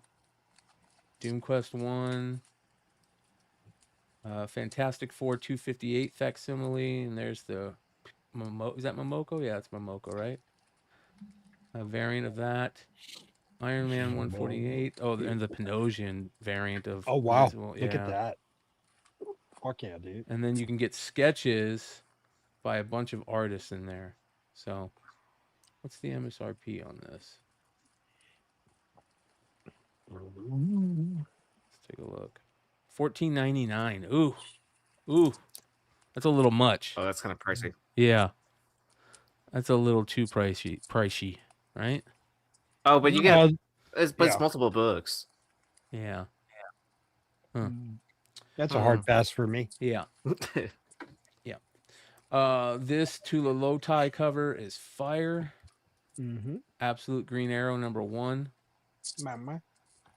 Green Arrow looks badass in it. Get that skull mask. Here's the Perel cover for it. I hope this series is good because that looks bad. That looks wicked good. Yeah. Wicked. Let's see here. Brand new day. You got another magic card. Got a couple of those magic cards coming. Avengers Armageddon Alex Ross cover. Some Frizen covers. There's a cash grab on that. Here's the Armageddon Stegman Magic the Gathering. Didn't they already put that out? Or maybe they just solicited it? The Stegman Magic cover? I feel like they already put that out, or we already talked about it. All right, this cover looks awesome. I don't know anything about the series. It's from Mad Cave. Babylon Cove. Look at that cover. Eric Powell. I love Eric Powell art. It says, the story is about Heather, a no-nonsense career gal who returns to her picturesque New England hometown for the first time in a decade to attend a family funeral. Dennis, an all-American dreamboat who broke Heather's heart in high school. Charlie, the late-blooming shy boy who Heather never gave a chance or a time of day. And Carthon, an ancient demon with plans to feast on the flesh of everyone in the town. If you ever wondered what would happen if Stephen King were allowed to write one of those Hallmark holiday movies, welcome to Babylon Cove. That's pretty good. It's pretty awesome cover right there. Mm-hmm. Finally got the Batman stuff coming out, right? With Jim Lee and Scott Williams and Jeff Loeb, the Hush stuff, right? This 163 connecting alternate color release. Jim Lee came out and talked about, the reason that it's so far behind. I guess he's been having health problems, so. Oh no. No, No, really? Yeah. It's not good. All right, let's go here. Really good Delato. Look at that. Oh wow. Oh, Yeah. sick. Look at that face. Fucking That's cool. awesome. Connecting. I love the Gary Frank one too. We'll take a look at I those like the here. Jorge Jimenez, dude. Which one? Oh, this one right here. Yeah. Mm. We'll show these up close or a better resolution here in a second. Dark Knight Returns #4. It's got a cool action figure variant. Oh, I like the superpowers. Yeah. Yeah. And a So dope. awesome. That's awesome. They should make that figure. They've never done that. That would be McFarlane should do that. Yep. Agreed. Before his license runs out this year. Batwoman #3, the Yannick Paquette and the Cedric are pretty good. Catwoman 87, there's the Funimara. Yeah. That's badass. Yeah. Oh, that's so sick. Wow. Yeah. I wonder if he has original art for sale of that stuff.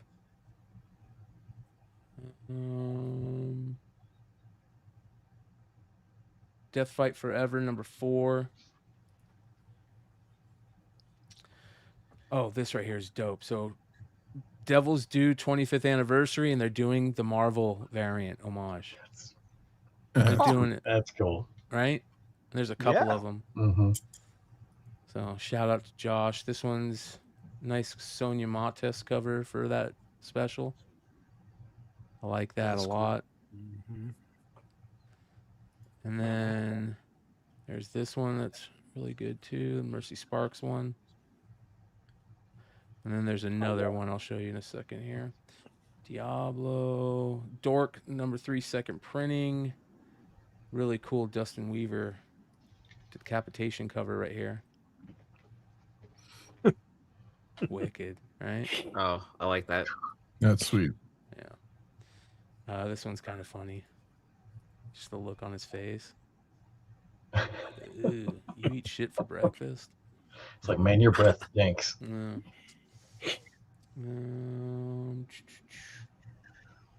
So how's that Dork holding up? Is it Didn't you guys have a bet with Dork? Yeah, Brian. I said around by issue 6, it'll be like who's not talking about it anymore, and I don't hear anything about it since issue 1. Well, issue 2, only issue 2 has come out. It's issue 3 is out. Is issue 3 out? Are you sure? Yeah. Yeah. Came Did out it last just come week. out? Yeah. About a week ago. 'cause Okay. Wasn't that the issue 3 second print? F.O.C. Yeah, because I've read 3. I think it's good so far. 2, I read 2. Yeah. I haven't read 3. It's just kind of fun, more than anything. Battle Beast. It's got a bunch of 4th printings. Hey, Derek. Well, what was the bet? I can't even remember the bet. You're gonna have to remind me of the bet. I wasn't. I was saying that it was definitely a fun read and it's cool art and stuff. But I said I don't think we're gonna be talking about Dork anymore by around issue 6, and you kept saying I don't think so. And, Well, didn't it change? and Wasn't like a much more condensed timeline, and then you expanded it out? Yeah. At first he said issue 3. No, I I said think. issue 6 or 7, and then, but then I was thinking about the timeline, and then but it doesn't matter. I do remember. I mean, we can always go. It doesn't matter. It doesn't matter. Look at this Doesn't matter, guy. but we can go back. We could go No, back. what I'm saying is some videos. I mean, like we can go back.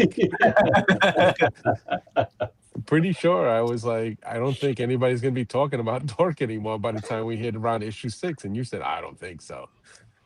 I think it was about the same time I was predicting the Mets to win the pennant. So, what does that mean? Well, now I'll tell you what. We're gonna have to go find that, and we're gonna have to find out. We'll hold ourselves accountable. All right. They are doing the freaking cash grab. Got a foil variant Virgin on that Cat Blanchett. Eager's gonna kill somebody. Yeah. Huh? What? Ego's going to kill somebody. He's so upset that they're doing that. Let's see here. Monsters in Love. Thor. Mumra. Wrong Mumra. Oh, I like this Segovia cover right here. He's so underrated. Yeah. That's beautiful. It kind of looks like that Adam Hughes cover that goes Mhm. for a shitload of money. Let's see here. Odin. Yeah, that one's okay. That Fuimara.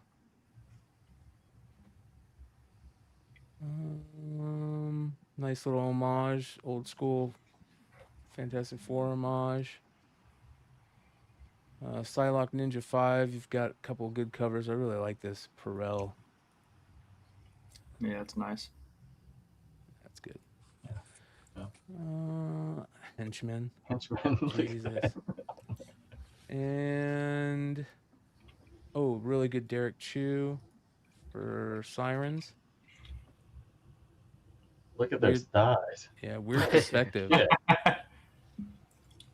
Not going down there. God, why?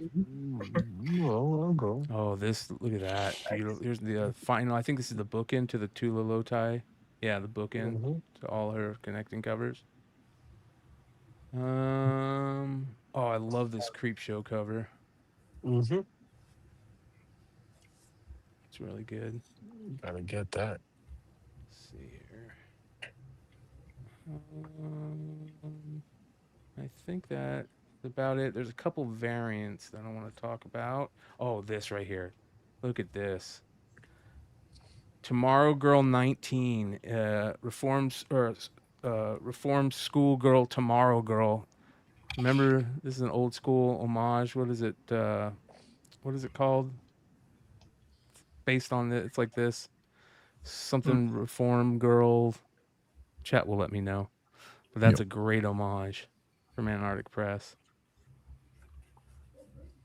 That's wicked.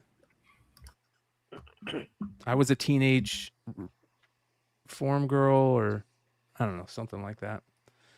You're close. You're close. Yeah. And then finally, the Ultimates. Wait, go back up. Was that Maker one? Looks like a Xenobite, right? Is that a? That's in Ugly. Yeah, it is creepy. Yeah. It's a cool character. Alien. Yeah. Yeah, that's sick. Vampirella. You got Perillo. Look at that, Chat Zudis. Holy moly. Mama. And very cool Walking Dead Deluxe. It looks like she's writing something. Is that a Planet Comics homage? Yeah. All right, let's see here. Variants. It was a trick question. That motorcycle had wheels, so it can't be. 1 in 25 to Absolute Green Arrow. Wow. Murakami. Yeah, that's Absolute wicked. Taskmaster. Bro, that looks badass. Yeah. Looks like. But I can see where Taskmaster. Yeah, if you mash Doom and Taskmaster together, that's what you're gonna get. And that's pretty sweet. Yeah, fuck. There's the. And make him a serial killer. Yeah. Right? Give him a bow and arrow with 2 swords on it. I mean, fuck. I'll read it. Here's the Delado that I want to look at. Yeah, here we go. That's wicked good. Yeah. Really good. I just wish they'd put something like that out, the full print out. I want to see the full print and put that on a wall. That's a dope Gary Frank cover. And then the wraparound. Let's see here. They're going to show me the full one. No. That's Gatefold. So that's cool. Jim Lee. Let's see here. Oh, here's the other one that they did 2 of the Marvel 25th anniversary. This is the Tim Seeley 1 in 10 from Mercy Sparks. So pick up those if you guys collect the homages to the 25th anniversary. G.I. Joe has, this is the 1 in 25, and it's really not that great for number 22. I like the Vipers like right here. That's kind of cool. With the skull masks on. It's neat because they're using. I think it's all based off that whatever that tech or whatever that crystal ball uses. Yep. Which they're using in the classified series, right? Oh. Look at that. That's the 1 in 50. And then I think that's about it. Not much else going on. Unless I'm missing something. Let's see here. Yeah, I think that's about it. Is there anything for that? No. They should have had better variants for the Psylocke book. There wasn't very many good variants for it, in my opinion. The Sugar Pop is coming out. This is that Dan Mendoza book. So you got a bunch of crazy variants for this. I think we talked about this recently. Get all kinds of crazy stuff. Marissa Pope's pretty nuts. Pool Boy.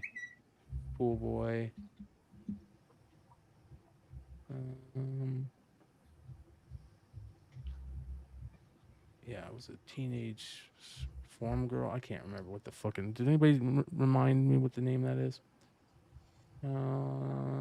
And there's a 1 in 500 Bagley for that Ultimates, which is meh. Dan Huck Lee maybe should have been the 1 in 500. Mm-hmm. That's not that great. Nakayama Wonder Woman. There's a Lyrics Lee for that. And I think that's about it. There is this Magic the Gathering one that's pretty good. Oh, really good. Yeah. I wish that would have been a cover. Mm-hmm. So with the Spider-Man, are they 1 in something variants for these as well, or are they all the same ratio? Because I thought that Spider-Man, they weren't. Is that an actual card? Yeah, no, Like it's a comic. It's just a comic. I think it's just a comic. Yeah, I think that is of a card. Oh, it is. It is a card too. Okay. Oh, that's big. I kind of want that as both. Because we were talking about like the Spider-Man, like I want that one. Like it wasn't the okay. Yeah, if that's an actual card, I wouldn't mind buying that. And then I wouldn't mind buying the comic either to go with it. That'd be cool to display together. Yeah. The question is, do I send them both to PSA or do I send them both to CGC? if you want to get them back this year, send them to CGC. It's true. Well, it's not like I'm trying to sell it on the vault or anything like that. PSA. What's turnaround time like on I would say, I guess it depends if it's a comic or card. Yeah, I haven't. The card definitely CGC you'll get back a hell of a lot faster. Yeah. Oh, compared to a comic, the comic thing for me wasn't too long. I think it was like a month wait time or something like that. Yeah. I screwed up with the paperwork, so that's it. It made it added an extra month. The But once stuff it I actually, think the PSA when I dropped off in TriStar, I haven't even gotten them. Like you're checking in yet. oh wow, what? And that was cards. Yeah. Dang, I didn't realize that cards was taking that much longer now. So it's back to like pandemic times then for grading cards, right? That you're only grading in high end stuff. Where it's like pandemic was fucking crazy. Yeah. Well, people were waiting a year to get back graded cards. I mean, and my stuff's not even, it wasn't even high end stuff. Like it was 10 cards, and it was, I think 7 of them were out because it's like Pokemon cards. Oh yeah. And one was a Conca nipple that Tyler pulled out of the short print out of a blaster out of Walmart. Like it's not crazy stuff. It's just it's just stuff you wanted to get back before the end of the NBA season, obviously. Well, I could never sell that anything Hornets, so I'm like, yeah. That's true too. I told him, I was like, yeah, it's coming over to the house. Wow. All right, you guys got any pickups? Any pickups? Here, I'll just show this one item. Okay. Boom. Oh yeah. I got Shit. it. I literally had that for you in the other room. You have one for me too? Yes. What color's the backside? We were talking about this. I was like, I went and I ordered one, and it's still in the box. And Anna was like, "What is that?" I'm like, I'm gonna give it to Yi. That's funny. Well, now I can skate on one. There you go. Okay. That's dope, dude. That's too funny. She's like, "What is in this box?" I was like, skateboard. She's like, "You don't skate." I'm like, "No, it has nothing to do with that." Well, here's the funny part. I didn't order it until I was at MegaCon. That's when I got the idea. I ordered it like right before MegaCon, or at MegaCon. Yeah. I must have ordered it before you even got there. Is what it was, because I remember we were all in the car, and then everyone's egging me on, like, "Go ahead and buy it if it's still available." And I was like, when okay. you were telling me about it, that's when I bought one. I was like, he'll love this. That's funny. That's dope. Anybody else got any pickups? Oh, yeah, this guy. Ooh, what's this? What do we got here? Oh, you got the lunar. Yeah, these are these come out this coming week, this coming Thursday or Friday. I think. Wow, the game. The regular PS5 edition and then the collector's edition. Oh, do you have any extras? Yeah. The collector's edition comes with a little mini comic in here, this little invincible here. So there's a mini. Oh, interesting. I thought it was going to be just like normal. I thought it was going to be number one, but smaller. Which, if they had done that, would have been almost. So it is. Here, hold on. Is it kind of like the He-Man comics back when they came in the figures, like that small? So you get one of these that's polybagged inside. So this is a smaller. Oh wow! It doesn't come signed either. Sorry. Yeah, I was say like. Then if you order it from Lunar, you also get this. God, so cool. Which is the Corey Walker Elemental, who's the new character that they made for the game. And they're introducing Elemental in the new Capes issues that come out with issue number 7. So they'll have a backup story of her in every issue, written by Robert and drawn by Corey. All right, here's a real question. Have you tried the game yet? I haven't, but apparently it's really good. One thing about those games too is those are sold out at Lunar, so these are going to be hard to get. Oh, I think I ordered. But I know that there was a lot of orders, so yeah, I'm curious. I wish I ordered more. I'm kind of the special order version or the regular version? Both. I think I had. Let me see. How many did I get in? Because I have the package downstairs. I got 5 of each. Yeah, nice. That's what I did too. Which I at the time I was like, I don't need more than that. But now I'm like, I wish I'd ordered at least 10. I can only play a couple at a time. Cover looks like this cover is sick. Yeah, exactly. I thought the mini comic was going to be like the cover, like the main number 1, which I mean, it's still very cool to have like the video, like that's super cool. But if they had done the actual number 1, it probably would have been. Wait, hold that up. That's sick. Let me see that. Yeah, that's a great. Yeah, I mean, it is issue number 1. Yeah, that's smaller. Awesome. So, but the other one says, yeah, I'm definitely saving a set of each. I don't even have a PlayStation, so I got nothing to do with the game. But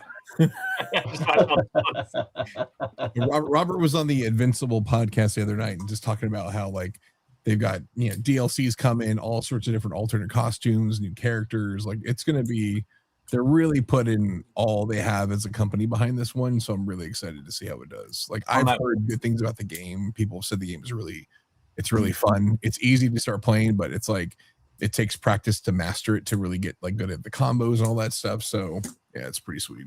I thought it was kind of funny on that call 2 days ago with him when somebody asked if he would be an unlockable character, and he was like, I would absolutely never do that unless you equip my character just to instantly lose. I think it'd be funny to have him as an unlockable character in the game though. Oh yeah. They've got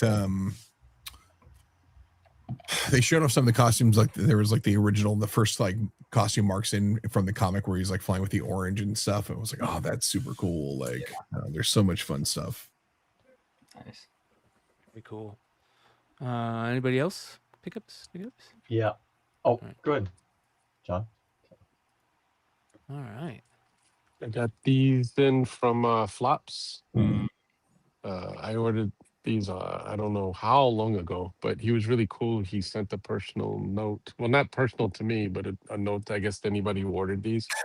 So he was apologizing for taking so long. But so we got these two flop I love that books, and Spakes cover. he gave these as an apology, these trading cards with the books. Oh, that's cool. So, and then I got this in the mail, which is something we discussed on the show already. This is Dan Quintana's second published art. This artwork was previously used on a tattoo magazine, and then Heavy Metal reused it on their magazine. Apparently, Peach Momoko has a story in here, or some art that she did. So somebody had her sign this. So obviously, when I get Quintana, it'll be double signed by Quintana and Peach Momoko. That's cool. So, Damn. and obviously, I'm not waiting on 13-hour line, so it'll be it'll be somewhere. And then I got something from Nate, which was really cool. Nate remembered that was it a Met loss? Because I have plenty of those to send to everyone. No. The only three things come in dozens: flowers, eggs, and Mets losses. So. Nate remembered I am my childhood favorite Transformer was Hound.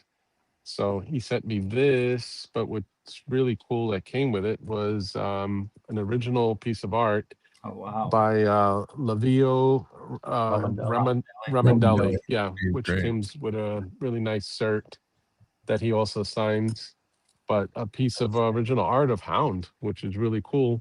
It is. So I'm like really tempted to like rip the figure out and transform. I sent to you to rip it open so that. Yeah, I think I'm gonna do that because I haven't touched the Transformer in a long time. But John, I knew I liked you, but I like you even more. Hound was my favorite Transformer as a kid too. Yeah, respect. And then so that's it. I mean, peace. All right, Nate, you were up, brother. Yeah, buddy. So I don't know if you guys have seen the Star Wars Smuggler's Outpost cards. I think this card is just disgusting. Yeah. Oh, that's cool. That is cool. It is awesome. Wow. That's cool. Who did it? I mean, that face. It is by Mike Stevens. That's sick. You're pulling art cards without me now? What's up with No, that? I can't afford the box. I mean, the box are too expensive. Get that damn Yankees head off the screen, son. People are trying to show classic stuff here. Have some class. And so I was just watching these on eBay, and I finally found one that wasn't like a 50 or 199, and I finally found one for 15, 20 bucks. I was like, bam. So nice.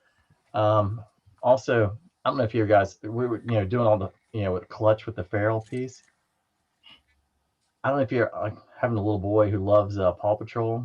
These two dogs, the Aaron Judge version of Paw Patrol. I was like, this was the short print. I tried to pull this out of every box. It's only like, I think I got it for $250. Cool. But I was like, when I gave it to him, he was like, oh, I love that card. I was like, this is what I was trying to get.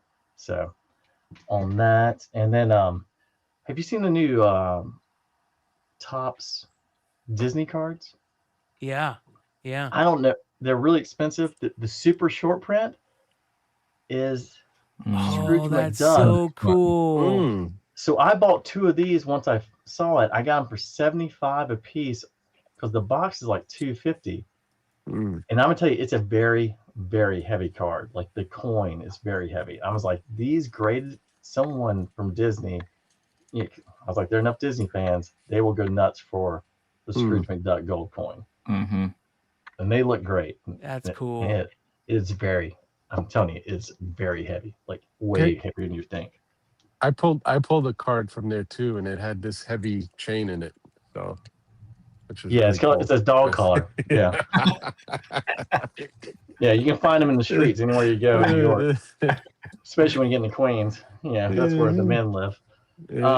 But John, so I actually was following Ramondelli's. He actually posted this. I love this scene from the movie, and he'd done this. And so he was actually taking requests. So I asked him about the Hound piece because I'd gotten the figure. I was like, I know he loves Hound, so how about a little piece of art for him? So that's where that part came from. And then, thank you, bro. When you show pieces like that, this is how I don't believe you're colorblind. You know what I mean? yeah, I mean, well, it's true. And then picked up one of these. Love that. Now I need the is it 17, the 1 in 50 with Laserbeak on Megatron's shoulder? Like that's one I really want. Yeah. Like this looks great. But I was like, that's the one. Honestly, I would not have known about this book until we did the Darth Maul series years ago when he said he had this. And I was able to put this. I picked up this second print for a couple bucks not long ago. It ended up like middle of day, so I got it like $10. So that was an expensive book for a while. Yeah, dude, but it's hard to find, right? You can't find it. Yeah, just can't find it. I didn't. But once you find it, you're like, you want to hold on to it forever. I remember because like when you showed, I was like, I want your book. I was like, I need that book. When the Cad Bane hype was real, I had a bunch of those. Oh, scouting for him. God, Cad Bane he's awesome.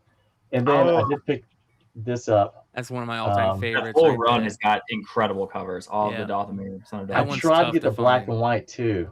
Yeah, and I lost that auction, but I got this one for $70. I thought that was so dude, sick. that's a pretty steal. good deal. Yeah, that's a steal. Those were also crazy expensive. Dude, the Star Wars like what, 3 years ago, 4 years ago? Those books were expensive, man. But I mean, that's the first time you see the Darksaber too. Like it's such a classic. Like, yeah.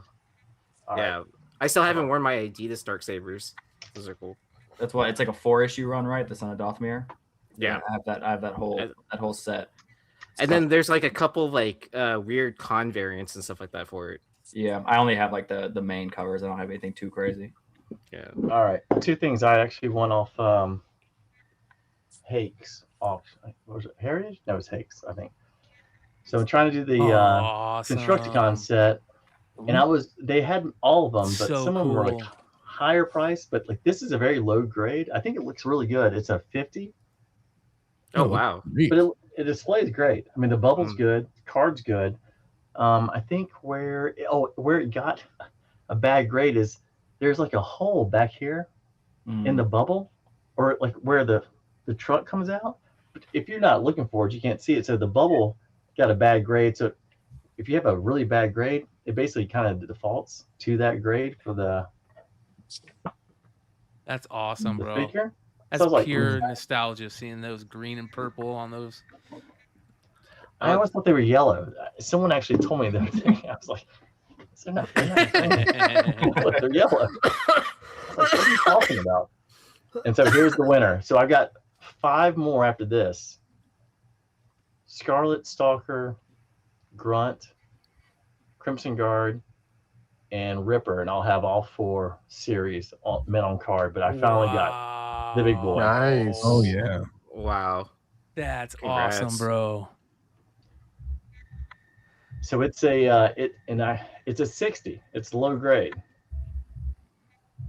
Looks like it It presents still pretty well to counts. me. The Yeah. bubble's good, but you can see if you look, you got that crease that goes right across the line right there. Mm-hmm. But when you sit down, like from here, nah, I can't even tell. I didn't see it until you pointed it out. I was like, if it wasn't in a graded case, this would be a perfect thing for Joe to press. But the problem is, it would still run across the bubble a little bit, and it's not worth doing. You can always upgrade, but like, Hey Nate, I got a question. What's the difference in the market for a 5 versus, let's say, an 8? Oh boy. So I'll give you an idea. Like when I saw this originally listed on eBay, and then it went to Elite 11, and I think they had it at 3,500 on eBay. It went to Elite 11. They had it at 3,000. I think I got it for 1,700. It's almost half that. If you get one, if you look at the ones that are 70, it's really hard to find. I think it's always tough too, because like the ones you're always tracking, the ones you don't have.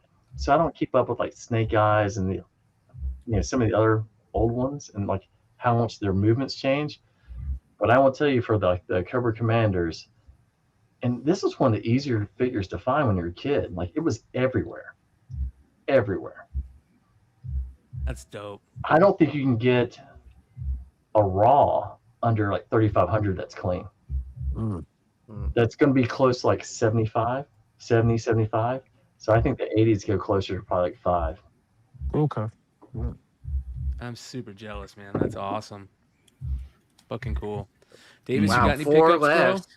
That's What pretty was that? exciting. You got any pickups? 5. Okay, 5. I got 2 books in. Speaking about Quintana, all right.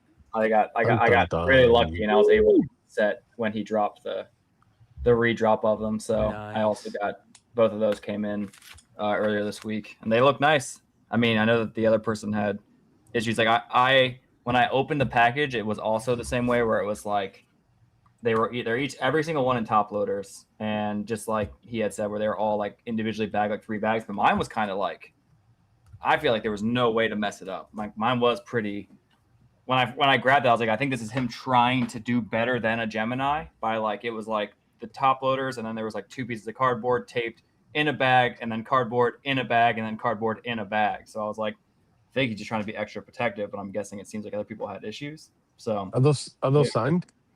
not signed. No, this is on his like when he like redropped them on Whatnot. And I Right. somehow was able to get one of each, which is crazy. It's just I think it's just luck of the draw when it goes that quick. You know what I mean? Yeah. So I guess I got lucky. I'm not sure what I'm going to do with them yet, but I'll Or probably. you have really good internet service. Well, if you need my address, Yeah. Perfect. Yeah. The address. Yeah. Hell yeah. All right. I got So we should all send you our addresses, is what you're saying. You know? I'll tell you what, I'll give you E's skateboard. How about that? I'll ship everybody 1/2 of the book. How's that? Oh, sweet. I always wanted the smallest graded, like absolute comic, kind of like what is it, like the 35-cent piece or whatever, or 15-cent piece from Absolute, or I mean Action Comics 1. All right, so I got send everybody this 1 page from the book. from John in the mail. This badass. He talked about this the other week, and this is sweet right here. God, it looks good. Isn't that nice. awesome, dude? I mean, it looks so clean. Sort of Yeah. the age. Yeah, that's badass, dude.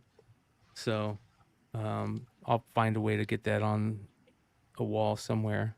It's bad. Freaking love old school Mad magazines, and then you throw in Garbage Pail Kids. Are you kidding me? I'm gonna have to actually read it though too. Hey, Brian, just to give you a heads up. I was looking at a show on Elite 11, and the guy had all Garbage Pail Kids, the original box, everything sealed. They weren't BBC, but he had the acrylic case 1 through 15, $55,000 for all the boxes. Wow.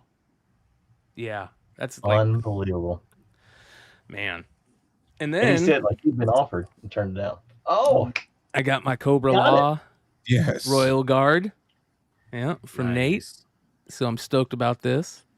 Nate's got me addicted to the Classified series.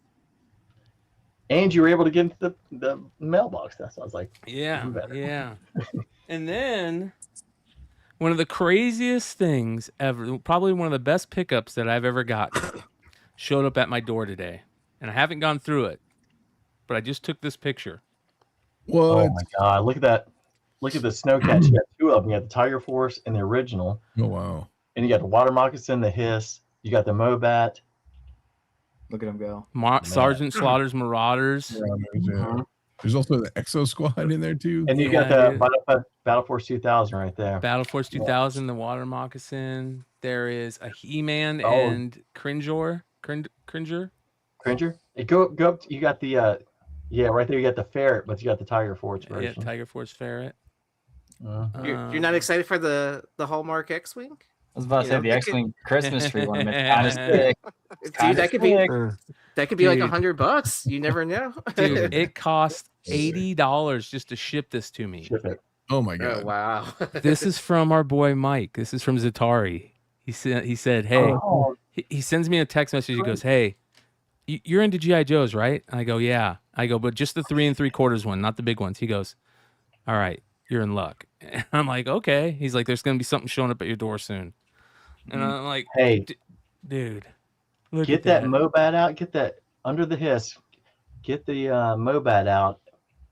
Get the 2 the batteries, and see if it runs. Okay. There's Because other, I think there might be more Tiger Force stuff in there too, because Almost looks like there's something right here. I wonder if you have the Dragonfly version. With Yeah, Wakanda. that's what he says in there. He says the Dragonfly and the Dragonfly Tiger Force is in there too. Oh yeah. So I'll be setting up GI Joe vehicles for the But next that week. Mobat, there's a thing. That ornament's like $40. Is that ornament like $40? Wow. Yeah, sold on eBay. Is that Voltron? That's the long figure, or is that that's not Voltron? It's It looks like one of those Gundam guys or something. no? yeah, it's I'm blanking, but I know what that is. But he said there's all kinds of accessories on the bottom of the box too. So These are the boxes that have like those random like pieces, like a Thunderhawk or a Thundercat or Silverhawk that are a mass figure. That's yeah. like $100. Yep, they have like just the antenna from the Slug driver. Molecular, something like Yeah. So Shogun Warriors, yes, Shogun Warriors. Shogun Warriors. Yes. Yeah. Yes. So All right, sweet. I'm excited to start watching Heroes Reborn, starting to rip like Pokemon cards, like as a real I'm influencer. actually going to ask you, John. I may need a little help getting a box. One of these? Beggars can't be choosers.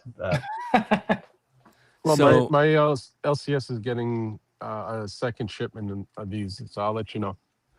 Oh, can we get a Dan signature check? Clutch. An update?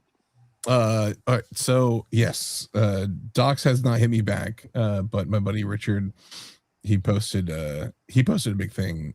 Just these people are still freaking pissed. I don't blame them. It's ridiculous, Yeah, dude. it's getting really bad. So I haven't seen Daryl. Daryl is running out of battery on his phone. So Well, he's been there 3 days. Oh, someone said on chat, my buddy's still in line.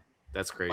really, Wow. yeah, 12 hours too crazy. That's ridiculous, man. Got to do better out there, you guys. You know what Can I I mean? show you here? Can I show you guys two? This is on the phone, but two special things that are coming in from CGC. This is a phone one. Oh. Ooh, nice. Oh, This is the yeah. Ludo Lullaby. Oh, This is boy. the cover that he did for Transformers. I think it was like, 19. It's like I think it's the 1 in 50. I think. I think it is, yeah. And then this. It's hard to see. I'm sorry. That's No, you're good. This is the Wow. Monkey Mouth from Bottom Rack Uh-huh. Comics. So signed by Frank Welker on both of those too, and those are both 99s. Did Not you 10? drop your monkey mouth, Davis? You dropped it, did. right? Did it sell Yeah. out? That's Sold out in seconds. Fucking A. Which I wasn't sure because Corpse Night, new series. I wasn't sure how it was going to go. I kept it. I only sold them for 15 because of that. I was like, I would rather. I don't know how this story is going to be. I don't know how big it's going to go. It seems like everything Image does is just blows up right now. Yeah, So I kept it mega lean and just said $15. I think that price was just too good to pass up for anybody. They sold out quicker than my absolute Batmans. Like they were, and I guess I just saw. I just looked like 10 minutes ago. One sold on eBay for $70 something already. Hell So yeah, dude, that's awesome. people are. I think Corpse Night has a good shot because if you don't know, it's like written by a guy who directed the last Conjuring movie. He directed one of the Nun movies. Like he's like a big Hollywood guy. So I gotta imagine like if every Image book is already getting hot, and then you have like a Hollywood director attached to a book already, it's kind of like a no brainer. So I that's why I did the book. I was like, it feels like a no brainer. And then obviously Monkey Mouth is just fucking. That was my first thought was everyone's gonna do these dark, kind of like creepy night covers, and he'll do something completely different. He actually initially sent it with like a more darker like kind of color scheme, and I was like, no, you need to do your thing, like go crazy on it. And then he just did his neon thing, and it went really well. People really like it. I'm really stoked on it. I saved like 30 copies just in case. I mean, look at this thing in person. Oh, So it's kind of dark in here, but even with it being dark in here, you can see how bright that cover is. Yeah. I'm gonna turn Oh this wow, on. that's pretty dope. No, it looks good. Yeah. Sick. Yeah. So I'm stoked on that one for sure. Yeah, he's a badass.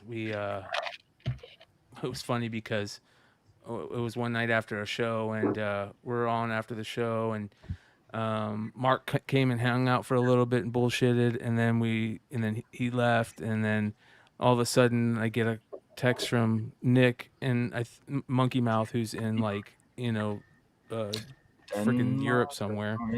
Yeah, like Denmark or something crazy like that. Amsterdam, the Netherlands. He always tells me and I always forget. But he's like, "Hey, what are you up to?" And I'm like, nothing. You want to jump into the StreamYard?" And then he jumped in, and it was me and Leg for the next hour. You know what I mean? And so a show that I said, okay, it's gonna be a quick show tonight, turned out to be 7 hours, including the backstage antics. So yeah. No, I want to do more stuff with him, man. He crushed this. Yeah, he's a badass dude. He's really good.